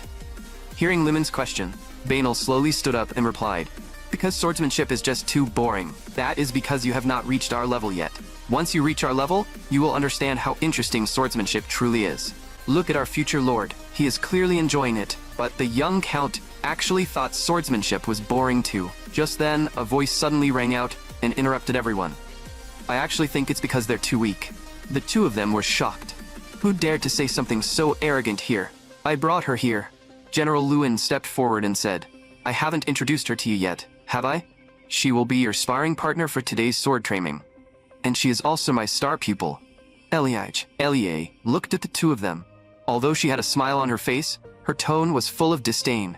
If they're just trash at this level, I could take them both on at once and still win. You brat, what did you just say? The two were furious. How dare you talk so arrogantly here? I can't take this anymore. But Elijah's expression darkened. You damn punk, did you just call me a brat? Seeing Elijah suddenly rush at them, the two were shocked. And in the next second, both of them were lying on the ground. It was far too brutal. From today on, it seemed they could no longer say the word brat. Elijah looked completely different from those fake nobles. She was so pure and refreshingly unpretentious. She was nothing like those vain, flashy women out there. Should he call it a pure kind of beauty? Her face was also very pretty. Just then, Banal beside him interrupted his thoughts. The young count turned his head in confusion, only to hear Banal say, I have a dream. I'm definitely going to marry Elijah. Hearing this, the young count was so shocked that he jumped. Banal looked at him speechlessly. Why are you so surprised? I'm not. Cold sweat ran down the young count's face. I just think it came out of nowhere. Besides, Elegy doesn't seem interested in men weaker than her. Can you really win her over? Your swordsmanship is so weak. Maybe you should just give up. But Benel was not discouraged at all. Starting today, I'm going to take sword training seriously. And so, their record became 127 to 56, then 129 to 92. Finally, it became 129 to 130. Why? Why can't I beat him? The young count's heart was filled with bitterness. Benel asked, "Are you really not going to train with us?" The young count nodded. Although deep down, he truly wanted to join them. He still said he had to hurry home and deal with official business. Useless fool. I sent you to learn swordsmanship, and yet you cannot even beat a commoner. The young count had just tried to explain to his father. But in the next moment, the old lord hurled his wineglass at him, cutting off his words. I do not want to hear your excuses. I never expected my only son to be this incompetent. I am sorry, father. Then I will take my leave. Rain suddenly began falling from the sky, making his already gloomy mood even heavier. The young count had always lived under his father's shadow, and in the end, he became both weak and incompetent. If you keep sitting here, you'll catch a cold. Suddenly, a voice interrupted his thoughts. It's fine, you may leave, he replied dismissively. But she did not leave. Instead, she stepped forward and took the young count by the arm. You're saying you're fine looking like you're about to drop dead. Does that really mean you're okay? I can tell you don't know how to enjoy life at all. Come with me. And just like that, the young count was dragged away. He was curious. Why was this girl always smiling? Was it because she was with him that she was this happy? Suddenly, a thought that had no right to be there crept into the young count's mind. Could it be that the person she likes isn't Benel, but me? As that thought appeared, it was as if a ray of sunlight shone into the young count's heart. I will love you more than anyone else in this world. Then one day, a turning point finally arrived. Did you hear? Benel confessed to Elige, but she rejected him. I thought those two were already dating. Benel had been rejected. The young count was secretly overjoyed. Does this mean I have a chance? Elige really does have feelings for me. With that thought in mind, he ran straight toward Elige's house. Elige, Elige, Elige. I like you. No, I love you. For the first time, he made a decision about his own future. Even if his father tried to suppress this relationship, even if he had to give up his position as heir, as long as he had her, that would be enough. I only want you. I will definitely make you happy. But when he pulled open the curtain beside him, the sight before his eyes filled him with pain. Elige and Benel had already gone from crossing swords to locking lips. Their tongues were engaged in fierce combat right before the young count's eyes. The sight shattered his innocent heart. The pain, it was simply too much. But the night before that happened, Benel had anxiously asked Elige, "Why did you reject me? I can feel it. You like me too. You said you liked men stronger than you in swordsmanship, so I worked hard to train my swordsmanship. I can't say I win every match, but we can at least fight to a draw now. Could you not reject me so quickly and think about it again?" But before he could finish speaking, Benel suddenly froze in shock. At that moment, an immense amount of mana was pouring out of Elijah's body. From the day I was born, my body has carried this uncontrollable mana. Since the mana is too strong, it harms the body. So I have to occasionally release the excess mana that builds up inside me. For now, I can still hide it from everyone and secretly release it, but one day I will be discovered. That is why I don't yet have the courage to drag the person I cherish down with me and make him carry this burden too. But after hearing that, Benel stepped forward and hugged her tightly. Elige was shocked. What are you doing? If you do this, your own body will be affected by my mana too. Benel raised his head and looked at Elige with a solemn expression. I am the only magic scholar on White Kingdom's Wyvern Island. From this moment on, I swear to the heavens that I will solve this problem for you. I will love you for the rest of my life and spend that life with you. And so, Benel and Elige spent a happy period of time together. If the story had ended there, it would have been a happy ending. But happy days rarely last for long. One day, Elige could no longer hold back the mana inside her body. As she grew older, the mana within her would continue to grow as well. Eventually, she would no longer be able to suppress it at all. After that, Benel shut himself inside his research room day and night. He secluded himself there for a long time and finally discovered a substance that could enhance physical ability. As long as I complete this research, everything will be fine. As long as I complete it, I can love you for the rest of my life. Please wait for me. Elige, Elige, you can't do this.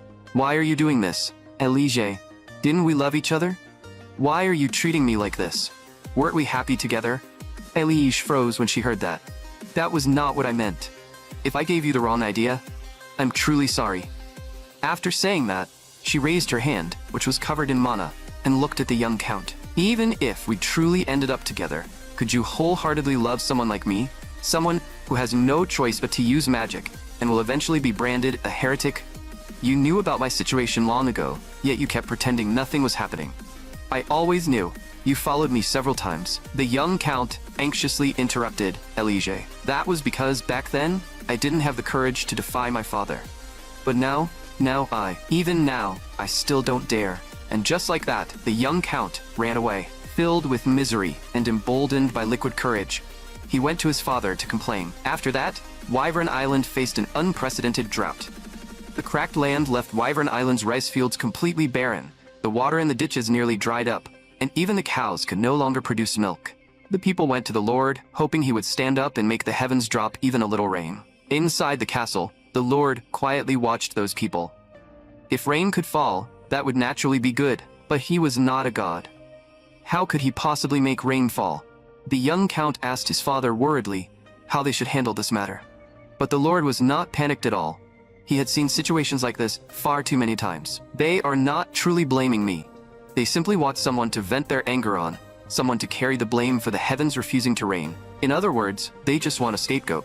And conveniently, there is someone who can become that scapegoat in my place. That person is Elige, the girl you confessed to. I never expected my useless son to actually be useful one day. If you had not come to complain to me, I would not have known there was still a witch hiding in this country." "You can't, father," the young count shouted anxiously. "As a father, how can you exploit the woman your son loves?" But before he could finish, the old lord slapped him to the ground. "You foolish boy, you are going to become the ruler of this place one day. How can you be shaken by childish romance? I can no longer indulge you. Men, lock him in his room." And so, the young count was imprisoned in his own room. But this time, for the first time, he tried to resist his father through action. She was the woman he loved. Even if he could never have her, he couldn't just watch her die. That was what he thought before escaping his room. Finally, he found Elige in the crowd, but the people around him recognized him as well. He called the witch's name just now. If he really is her accomplice, then even the Lord's son must be punished with her. The furious and extreme words of the crowd terrified his cowardly heart. And so, he ran away again, just as he always had. Nothing else happened after that. Elige still died in the end. Banal arrived, but he was ultimately one step too late. Even though the guards severed his arm, the agony in his heart was already beyond measure. He hated those ignorant people. He hated the Lord of Wyvern Island, but at that moment, the person he hated most was himself. If only he had completed his research a little faster. Back in the present, Banal watched Elige's shattered body scatter through the air. He instantly grew frantic and raised his leg, ready to rush toward her. But Hanyul blocked Banal's path. Banal was both anxious and furious. "You damn bastard. Get out of my way." Hanyul said nothing. He simply unleashed his secret technique, two-arm dumbbell front press. The next moment, a massive force sent Banal flying. Watching Banal get knocked away, Hanyul felt confused. Why did his movements suddenly become so easy to predict? At that moment, Banal anxiously got back to his feet. But before he could move, Hanyul intercepted him again and knocked him to the ground with one punch. Then, Hanyul mounted Banal and hammered him with punch after punch. Banal struggled desperately with his right leg, but Hanyul clenched his fists even tighter. His fists smashed down onto Banal's face. It was none other than the legendary fitness technique, straight arm pull down. Absolutely terrifying. Then, Hanyul raised his fists again. He smashed them down on Banal once more, unleashing another legendary fitness technique, triceps cable pushdown. Hanyul performed 10 full sets on Banal, 15 reps per set. By the time he finished, Hanyul's fists were covered in Banal's blood. Banal lay on the ground, completely unconscious. Should I go deal with the other zombies now? Just as Hanyul was thinking this, Bedorman suddenly appeared. It activated Bone Tornado. Just as Hanyul took his stance and prepared to break apart the tornado went straight around him. Then, it swept up Banal behind him. Seeing this, Hanyul could not help smiling. Is it trying to take its family away? As expected, dogs really are humanity's most loyal companions, no matter where you are. Then, several more bone tornadoes rose across the battlefield. The defeated Elige, Banal, and Prang were all swept up by Bedorman. Rhine quietly watched this from afar, showing no intention of stopping them. The Count watched from the distance, extremely anxious. You can't let them escape like this. He'll definitely come back for revenge. Hurry up, chase him down and kill him, Rhine. But Rhine did not chase after them. Instead, she changed direction and headed toward Wyvern Island. The Count was completely confused. Are you deaf? Why are you coming here instead of chasing Banal? Hurry and go after Banal. But Rhine had no interest in losers. She rushed straight toward the Count. You bastard, what did you do to my aunt? The Count turned pale with fear and bolted, ordering everyone to stop Rhine. The newly appointed young secretary was already used to this, and simply stared at the Count's fleeing back with disdain. At that moment, Rhine, who had rushed to the city gate, was stopped by Handad and Raphael. Rhine, junior sister, we can't let you go any farther. Rhine looked at them with disdain. You two senior brothers can't stop me. Of course we know we can't stop you. But we have the power of friendship and bonds. After saying that, the two raised their swords and lunged at Rhine. But Rhine simply flipped over and landed steadily on the blade Handad had thrust toward her. Standing on the sword, Rhine bent her body slightly and unleashed her special technique, Stacked Bones. Then, she leaped up and landed directly on the watchtower. But the Count was already long gone. Only the young secretary remained on the watchtower. We cannot let you attack the Count. After saying that, the young secretary attacked Rhine. But Rhine merely tapped the young secretary's head with the hilt of her sword, instantly knocking him out. Just then, a large hand suddenly came at her. Rhine lightly jumped away and dodged the attack. It turned out Flog had arrived. Can you stop? Junior sister Rhine, Flog said as he looked at her. Rhine recognized him as well. So, it's senior brother Flog, she said. Before, you were only a little handsome. Now even your body has improved. But with an attack that slow, is your opponent supposed to be a snail? After saying that, Rhine leaped backward and jumped down from the watchtower. Soon, Rhine found the Count, who was sprinting away at full speed. Looking at the Count, Rhine's face filled with hatred. Where do you think you're running? You have to take responsibility for the downfall of our family. After saying that, she thrust her sword at the Count. The Count was so terrified that he nearly wet himself. But the blade aimed at the Count stopped when it was only a hair's breadth away from him. Ryan's calf had been tightly grabbed, leaving her unable to move. It turned out Hanyul had arrived. The Count gasped in shock, only to be horrified again a second later. Ryan had raised her sword high, planning to throw it and pierce the Count to death. But Hanyul would not let her have her way. The next moment, he unleashed his special move, straight arm pull down, and slammed Ryan hard into the ground. Anyone who trains knows that a movement like the straight arm pull down does not work if you only do it once. If you do it, you have to complete at least one set. After finishing the set, Hanyul felt refreshed from head to toe. But when he looked at the person beneath him, he became a little worried. It was all because his previous opponents had been too muscular. So, he had failed to control his strength just now. She didn't die just like that, did she? Hearing this, the Count quickly told Hanyul not to worry. She should only be unconscious. Several days quickly passed, and Ryan, who had been unconscious for days, finally woke up. She looked around in confusion. Who are you? Where am I? The boy replied, This is a guest room on Wyvern Island. Lord Hanyul told me to look after you. If you need anything, you can tell me. Really? Ryan was overjoyed. Then can you tell me where the Count is? The Count is taking Lord Hanyul's coaching lesson right now. Do you want to come with me and watch? You can really take me there. Ryan could hardly believe it. Did this child not know that she had come here to kill the Count? Soon, the two arrived in a forest. Are you sure you're not lying to me? Who would train in such a harsh environment? Just trust me, Lady Ryan. Look, Lord Hanyul and the others are right over there. He really had brought her here. Ryan was a little stunned, and what she saw next made her eyes widen. The Count was panting heavily. He was running in front like a horse, pulling Hanyul along behind him. Seeing Ryan at that moment, the Count was overjoyed.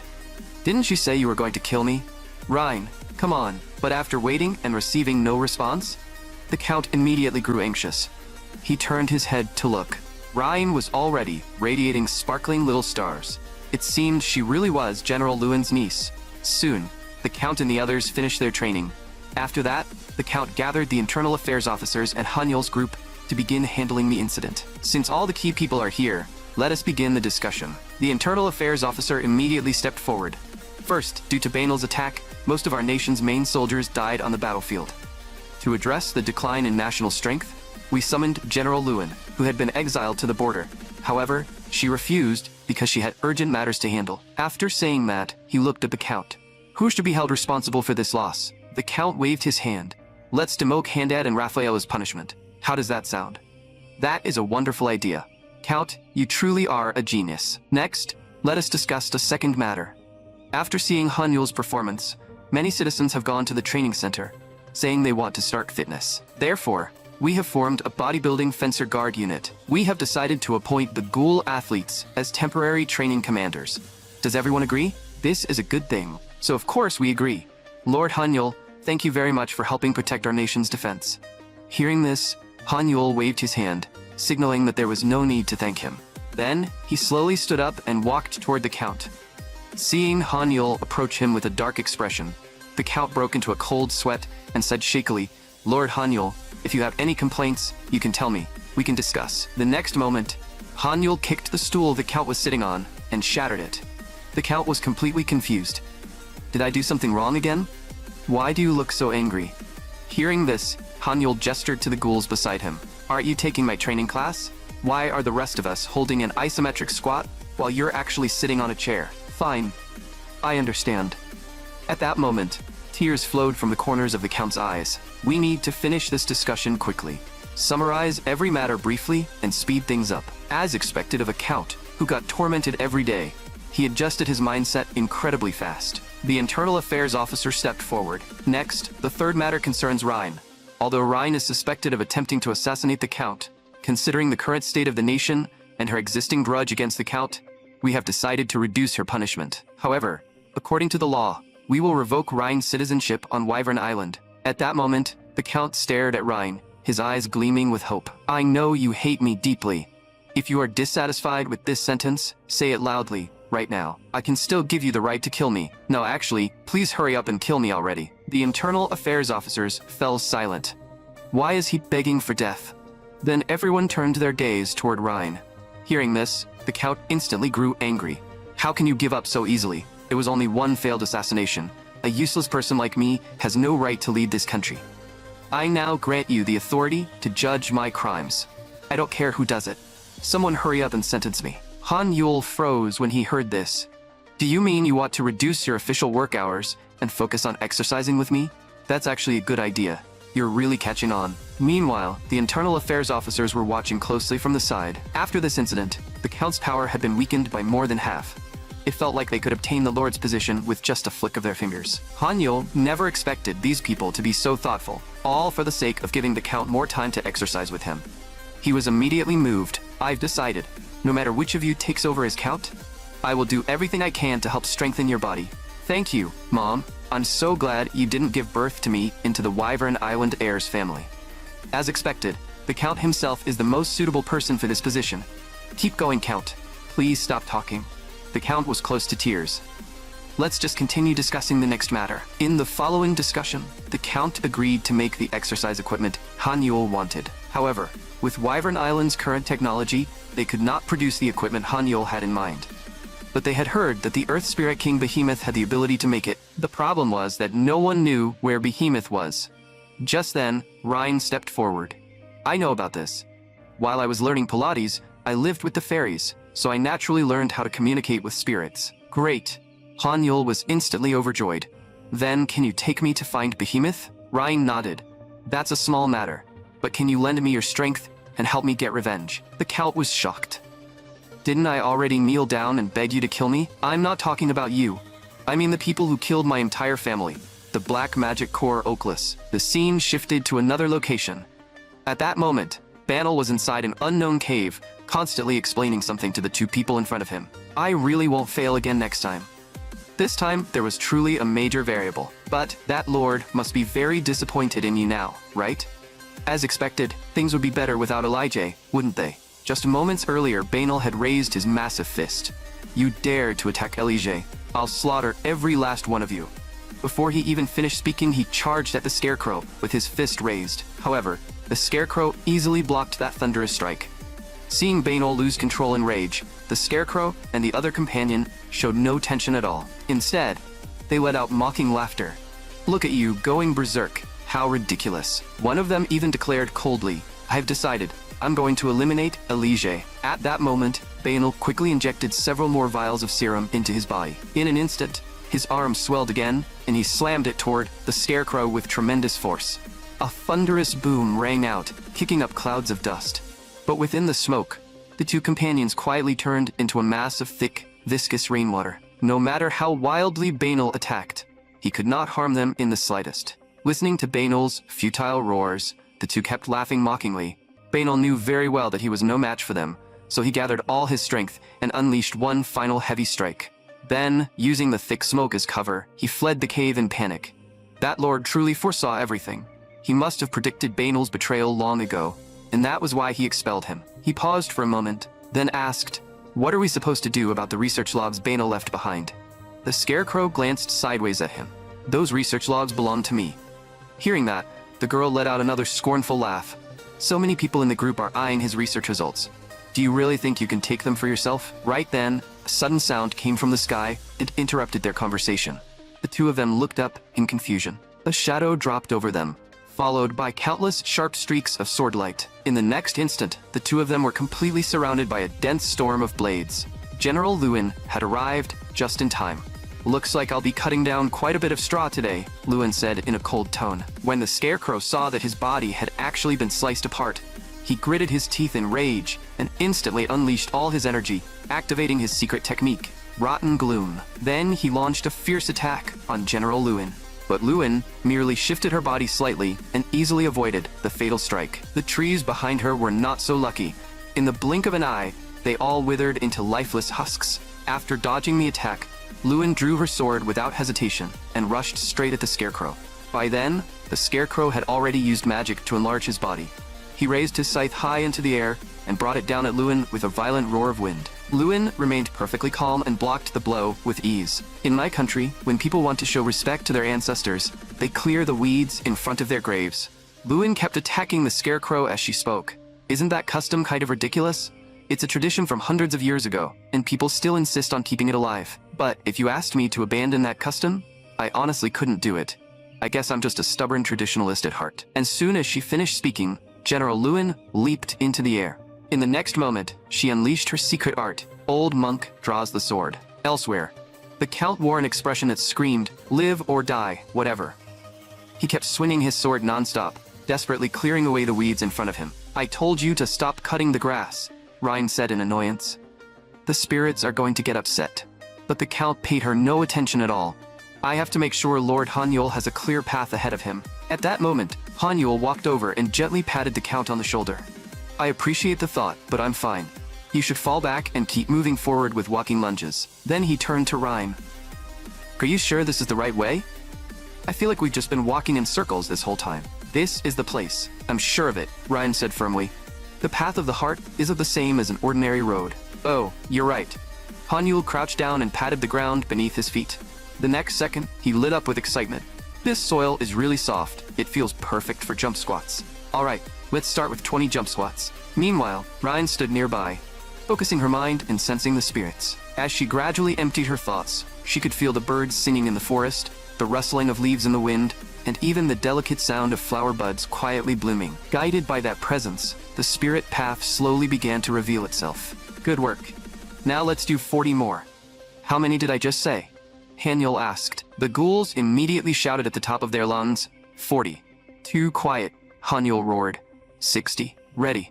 "How many did I just say?" 60. The ghouls answered in unison. "Good." Hanyul nodded in satisfaction. "That's the spirit." But before he could finish speaking, Ryan grabbed Hanyul and pulled him into the spirit world with her. The scene before Hanyul left him completely shocked. "Just surrender your body to the wind," Ryan said calmly beside him. "This is the spirit realm where the spirits of the land live, Gaia, the Mother Earth." The ghouls were all extremely excited when they saw it, but the next moment, they crashed heavily to the ground. Some even face-planted into the dirt, looking as if they were trying to sprout by doing deep squats there. "Lord Hanyul, my body feels so heavy. Tell me about it." Hanyul also nodded. "This place is perfect for squats." Just then, the ground suddenly shook violently. Hanyul looked at everything happening before him, his eyes gleaming with excitement instead. "There's actually such an amazing home gym here. I can't wait to meet this guy Behemoth." The next moment, ancient tree golems launched an attack on Hanyul's group. Seeing this, everyone immediately scattered and ran. Only Hanyul stood firm and caught the golem's massive fist head-on. The ghouls were amazed by the sight. Lord Hanyul is an absolute beast, but an even more shocking scene came next. Countless golems stood up one after another, piling their massive weight onto Hanyul. With the weight of more than a dozen golems stacked together, even Hanyul could not help letting out a roar. Hell yes. This overload is absolutely perfect. The next moment, rumbling sounds echoed through the ground. Is it an earthquake? The ghouls asked in confusion. Flog shouted, "It looks like Master's muscles are about to explode. Find cover." At that moment, Hanyul had already taken on a giant-like form, lifting countless golems high into the air. Then he looked down at the old ghoul king.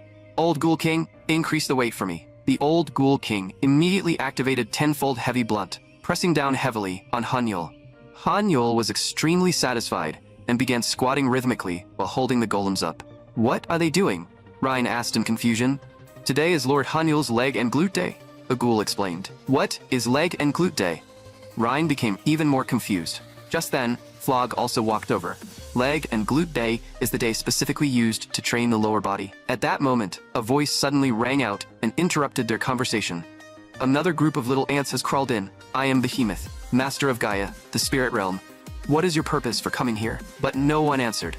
Everyone turned their eyes toward Hanyul. After a long moment, Hanyul finally set the golems down and marched toward Behemoth with an imposing aura. Behemoth was full of confusion.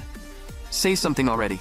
What exactly did you come here for?" After a long while, Hanyul finally finished hydrating and raised his head with a serious expression. "Of course, building muscle also requires water. Water intake is essential for muscle growth.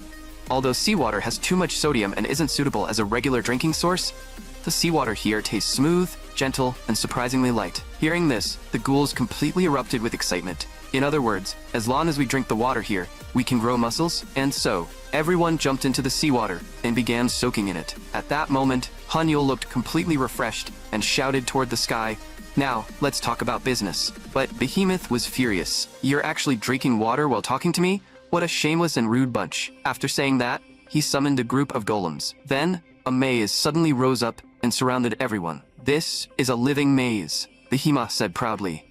"Without the help of spirits, you will never find the exit. And on top of that, I placed golems inside this maze to welcome you. Can you pass through this ever-changing maze, break past the golems, and reach me?" Hearing this, Rhyme smiled lightly, then bent her knees and crouched down. The next moment, she shot straight into the sky. But suddenly, a crushing gravitational force slammed down on her body. Then she was pinned heavily back onto the ground.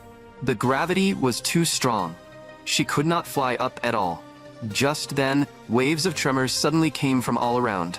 It turned out the ghouls were pushing against the walls with all their strength. Seeing this, Behemoth was utterly speechless. What a stupid bunch. These walls are not something you can knock down with your bare hands. But the moment he finished speaking, Hanyul had already cracked the wall with a single push. The next second, that wall shattered loudly in front of Hanyul. At the same time, Flog also smashed the wall in front of him. His face lit up with joy. "Lord Hanyul is creating cracks for us. Everyone just has to aim for the cracks as your focal point, and we can break through the walls." Hearing this, the ghouls smashed through wall after wall, each of them extremely excited. But what should we do about these golems? Just then, a flash of sword light appeared. Rhine raised her sword and pierced fiercely into the golem's eyes. The next moment, the golems collapsed with a crash. And so, the ghouls began climbing toward the golems' heads. The sight made Behemoth erupt with rage. "You damned bastards." Soon, everyone walked out of the maze. "Could that be where Behemoth is?" Rhine nodded, then pointed to the side. "But according to the spirits, we have to lift that thing up before we can meet him. The problem is, that thing is far too huge." Hanyul immediately stepped out from the crowd. "So all we have to do is lift this?" Then he walked closer and suddenly froze. A thick rope was tied to the object, and there was even a pulley attached to the ceiling. Why would something like this exist in another world? Hanyul was completely confused. The next moment, Hanyul froze entirely. He had just turned 17 this year, and one could say he was still at a tender age. His longing for home had always been buried deep in his heart. When someone like him saw an object from his homeland in another world, especially a piece of equipment that tugged at his heartstrings more than anything else, countless emotions surged through his chest. The lat pull-down was an exercise machine invented in the 1960s by the American coach Andrew Memel. Andrew discovered that gripping the bar of a lat pull-down machine and pulling it down and back was extremely similar to the movement of a pull-up. It was also safer and more efficient, so he created this essential piece of fitness equipment. Even today, it has developed into many different types of back pull-down training machines. Why is there a lat pull-down machine here? Hanyul wiped the tears from the corners of his eyes, desperately holding back his emotions. I can't cry. If I cry, I'll lose muscle. What's a lat pull-down? The ghouls asked in confusion. What is that? Is it a trap? The Count looked worried. It seems to cover a pretty wide area. Maybe we should run? But before he could finish, Ryan grabbed him. Hanyul shook his head, indicating that it was not a trap. Then he looked back at the ghouls behind him. What back training movements have we done so far? Tell me. One ghoul immediately stepped forward and answered. One-arm dumbbell rows, pull-ups, barbell rows, and Romanian deadlifts. That's right. Hanyul nodded. Here you can assist each other and train movements similar to pull-ups. However, most people train alone most of the time. Whenever we want to stimulate the same areas trained by pull-ups, the lat pull-down is the first choice. Although it trains similar areas to the pull-up, the lat pull-down allows you to choose your own training weight. Whether you're a fitness beginner or an experienced expert, this is a back exercise everyone loves. Although the lat pull-down mainly stimulates the scapular area and latissimus dorsi, if you are careless during training, you risk straining your forearms, biceps, or shoulders. Since we have the equipment now, I'll demonstrate it first, then let you try. Step 1 of the lat pull-down, adjust the weight. To keep your body stable during training, first adjust the seat and thigh pads. Step 2. Grip the training bar with your hands slightly wider than shoulder width apart. Keep your lower body fixed on the machine and do not move. Step 3. Do not rely on arm strength. Use your lats, brace your core, and pull the bar down. The path of the bar should stay perpendicular to the ground. Step 4. Remember not to lean back too much to avoid hurting your lower back, and do not use body momentum. But this is too heavy for you, so you should go inside first. After saying that, Hanyul tightened every muscle in his body. The next moment, the massive iron sphere slowly opened. The Count was still worried. Isn't today Lord Hanyul's leg and glute day? Is it okay to train back? The ghouls all told him not to worry. Lord Hanyul's stamina was not on the same level as theirs. The Count still felt uneasy, but how is he going to get inside later? Just as the ghouls also had no idea how to answer, noisy sounds came from the surroundings. Hanyul forcefully pulled down the training bar. Then he turned his gaze toward the old ghoul king. The old ghoul king immediately activated his skill and reduced the weight of the iron lid. Countless ghouls rushed forward and lifted the iron lid together. But even with its weight reduced, the lid still crushed them until they could barely breathe. Seeing this, Hanyul nodded in satisfaction. Your strength has definitely improved a lot recently. After saying that, he leaped into the pit. With a loud boom, the place became quiet again. That's way too cute. Ryan looked at the scene before her, with literal stars sparkling in her eyes. Countless spirits had appeared before them, and they all looked soft and fluffy. Ryan was about to reach out and touch them, but Hanyul stopped her. Before joining a gym, you have to consult the staff or the owner first. You can't just touch the equipment because you want to exercise. Spot on. Well said. Hanyul looked over in confusion and saw a figure slowly appear. I am King Behemoth, the spirit king of the land. Is that Behemoth? The Count asked in disbelief. Beside him, the old ghoul king muttered, his belly does look a lot like mine. How dare you? Behemoth roared in anger. How can you compare me to lowly mid-tier creatures like yourselves? You must be punished. But before he could finish cursing, someone punched him and cut him off. Sorry. Meow. This child is acting up again. Meow. This child is named Lena. She is the highest ranked spirit on land. Meow. I am the real Behemoth. Meow. And all the workers here are high-class spirits. Meow. Please do not treat them like ordinary animals. Meow. After seeing Hanyul's group nod, Behemoth smiled with satisfaction. Since you passed Lena's test, meow. I roughly understand your strength now. Meow. What did you come here for? Meow. Hanyul immediately asked whether Behemoth could make exercise machines. Exercise equipment? Meow. Behemoth thought for a moment. As long as we have enough time and materials, meow. There's nothing we cannot make, meow. Just then, the Count stepped forward. Greetings, great spirit king Behemoth. I am K-Word, Lord of Wyvern Island in the White Kingdom. May I ask how we should pay you for making the equipment? You are quite polite for a human. Meow. Behemoth thought for a while, then looked at the Count. We spirits do not need your money. Meow. so please pay us with something other than money, meow. As it happens, a loach-like fellow has recently polluted this pure land, meow. That loach is rather powerful, meow. All the scouts we sent out have lost contact. Heroes, meow. Can you help us restore peace to this land and eliminate those loaches? The cold behemoths, meow. Han Yul immediately nodded and was about to agree, but the Count quickly raised a hand to stop him. Then he looked back at Behemoth. May I ask if someone can guide us? The previous times, we only set one spirit to investigate, meow. Since this time, we will have your assistance, meow. The highest ranked spirit, Lena, will guide you, meow. Lena cried out in surprise, then turned around and said weakly, I still have to manage this place. Hearing this, Behemoth opened his mouth and breathed out a puff of cold air. Do you think I don't know that all you do here every day is sleep in and eat snacks, meow? Hurry up and guide them, meow. The scene shifted back to General Lewin. At that moment, she was staring at the enemies before her with a grave expression. It seemed she had stirred up a hornet's nest this time. That's Swordmaster Lewin. Hurry and capture her, new Oculus. But General Lewin did not panic at all. In the end, they were just a few mortal flies. Calling them flies did not seem quite right, because they could sting. Then she would call them bees and she would be the one harvesting the honey. After saying that, General Lewin charged toward the group. The next moment, every enemy was sent flying by Lewin. In a mere fraction of a millisecond, she harvested multiple lives in midair. The survivors were shocked by the sight. As expected of General Lewin, the strongest in Wyvern Island truly lived up to her reputation. But Lewin never liked wasting words. The next moment, she sheathed the sword in her hand. The flies that had been hovering moments earlier were cleanly sliced in two the very next instant. The others were horrified. Was this still within the realm of humanity? Even though they had already placed General Lewin among the powerful in their minds, they never expected her to be this strong. At that moment, Lewin had already summoned countless sword shadows.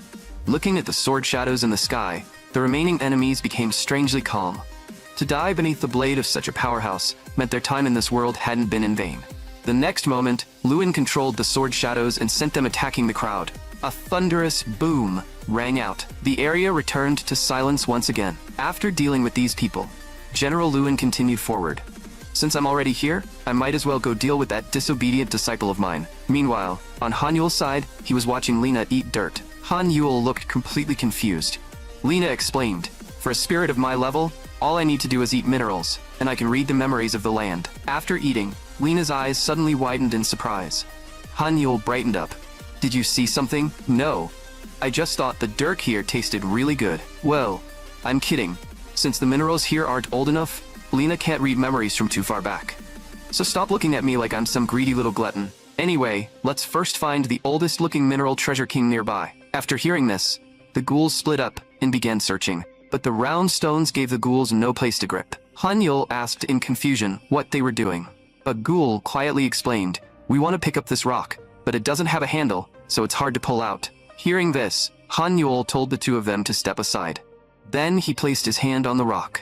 If what you need is a handle, the next moment, his hand clenched with force. A handle formed directly in his grip. Seeing this, the ghoul beside him could not help sighing in admiration. As expected of Lord Han Yul, the man with a brain inside his muscles. But as Han Yul held the rock, he suddenly thought of something. Then he lifted the rock and began doing one-arm dumbbell rows. Meanwhile, on Flog's side, he had also set his eyes on a rock in front of him. The next moment, Flog crouched down, hugged the giant rock tightly, let out a shout, and lifted it over his head. Then he began squatting rhythmically, using the rock for a snatch grip overhead squat. After finishing the squats, Flog casually tossed the rock aside. Seeing this, Han Yul practically heard the phantom clatter of dropped weights. The ghouls who witnessed this also began copying him, one by one. They all hugged large rocks and started exercising. Lena watched the scene with a speechless expression. Did they forget the task I gave them? But it did not matter, because she had already seen it just now. Meanwhile, somewhere else, a male spirit was speaking to the person in front of him. The Aquas Corps highly recognizes Kokening's abilities. That is why our Lord sent me to invite you to join our organization. After saying that, the man drank the tea in front of him. But the next moment, he was shocked. Then, he exploded in anger. You filthy toads actually dared to poison me during negotiations. Hearing this, the toad Kokening said innocently, this isn't poison, Ribbit. This is a drink called whiskey. Ribbit. Alcohol is the most valuable gift the gods have given humanity. Ribbit. But the anger on the male spirit's face did not fade at all. "You wretched amphibian, how dare you be so rude." But just as he was about to rush forward, a wave of dizziness suddenly hit his head. The man was instantly shocked. At that moment, Kokening's voice rang out again. "It's not that we don't want to join you, but we're not satisfied with the terms you offered. Ribbit, let's have a drink first." After saying that, he ordered his subordinates to pour large mouthfuls of alcohol into the man's mouth. Before long, the man had become completely drunk. Kokening looked extremely satisfied. Now this is the right state for a proper discussion. Ribbit. Meanwhile, on Hanyul's side, Lena watched the ghouls with a speechless expression. They could even have this much fun playing with rocks. As expected, they were all uncivilized, mid-tier mutts. Your latissimus dorsi seems to have gotten a lot bigger lately. Ghoul number 2 was so happy to hear this, that his pecs began bouncing wildly. But he still said modestly, "It's just a muscle pump. You're the one whose lifting weight has improved a lot." Of course. Ghoul number 1 scratched his head. After all, weight is the true essence of muscle growth. Hearing this, Ghoul number 2's expression turned cold. Stimulus is obviously more important than weight. Hearing that, Ghoul number 1's expression also turned cold. Weight is clearly the truth. And so, the two ghouls began a heated debate over whether weight or stimulus was more important. But after arguing for a long time without reaching a conclusion, one of them said, "If we can't settle this with words, then let's compete." Good.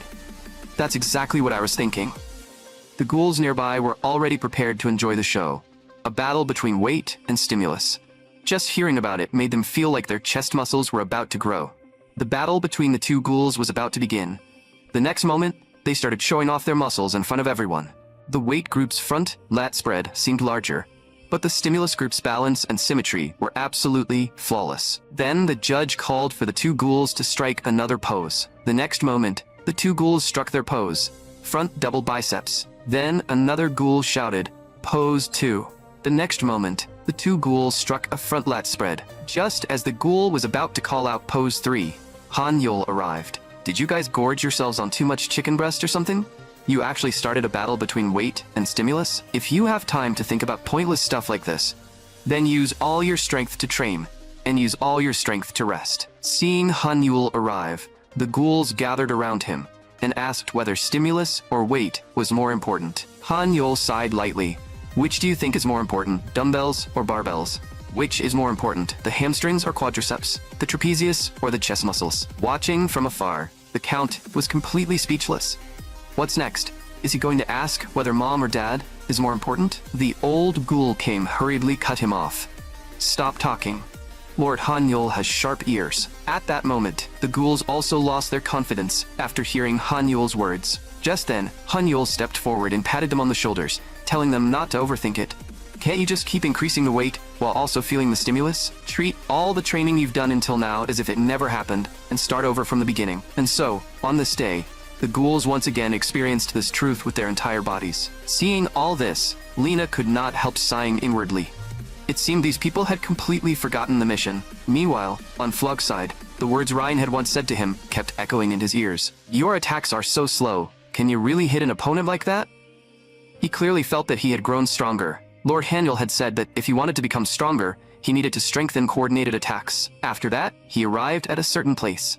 A slime appeared before his eyes. The next moment, he charged toward the slime. But the slime he had just caught with a K-style chest fly hold was taken from his hands. Flog looked up in confusion. A frog was sitting there. "Sorry about that, Ribbit. I didn't know someone had already claimed this slime. Slime soaked in liquor has quite a unique flavor. But what do you humans use slime for?" Although Flog wondered why a beast man had come here, he still said he needed that thing to become stronger. Hearing this, the frog laughed cheerfully. "You want to become stronger? That's perfect. Our boss loves helping people get stronger. Ribbit, do you want to come with me and meet our boss? I'll introduce you to him." Ribbit, hearing this, Flog hesitated. "But I already have a master." The next moment, Flog arrived inside a cave. "You really know how to drink, human Ribbit. Looks like you drink quite a lot usually, Ribbit." Flog said drunkenly, "This is my first time drinking. Didn't you say you were going to help me become stronger? You are becoming stronger right now, Ribbit. Drinking alcohol increases your alcohol tolerance." Ribbit. After saying that, Kokening raised another cup and poured it into Flog's mouth. After getting Flog drunk, a smile gradually appeared on Kokening's face. "Thank you for your patronage. I'll be sure to charge you a hefty premium for the booze. Ribbit. A long while later, Flog finally woke up slowly. Why is my mouth so dry? My head hurts too. Also, where the hell did I end up? Am I even still in the same country?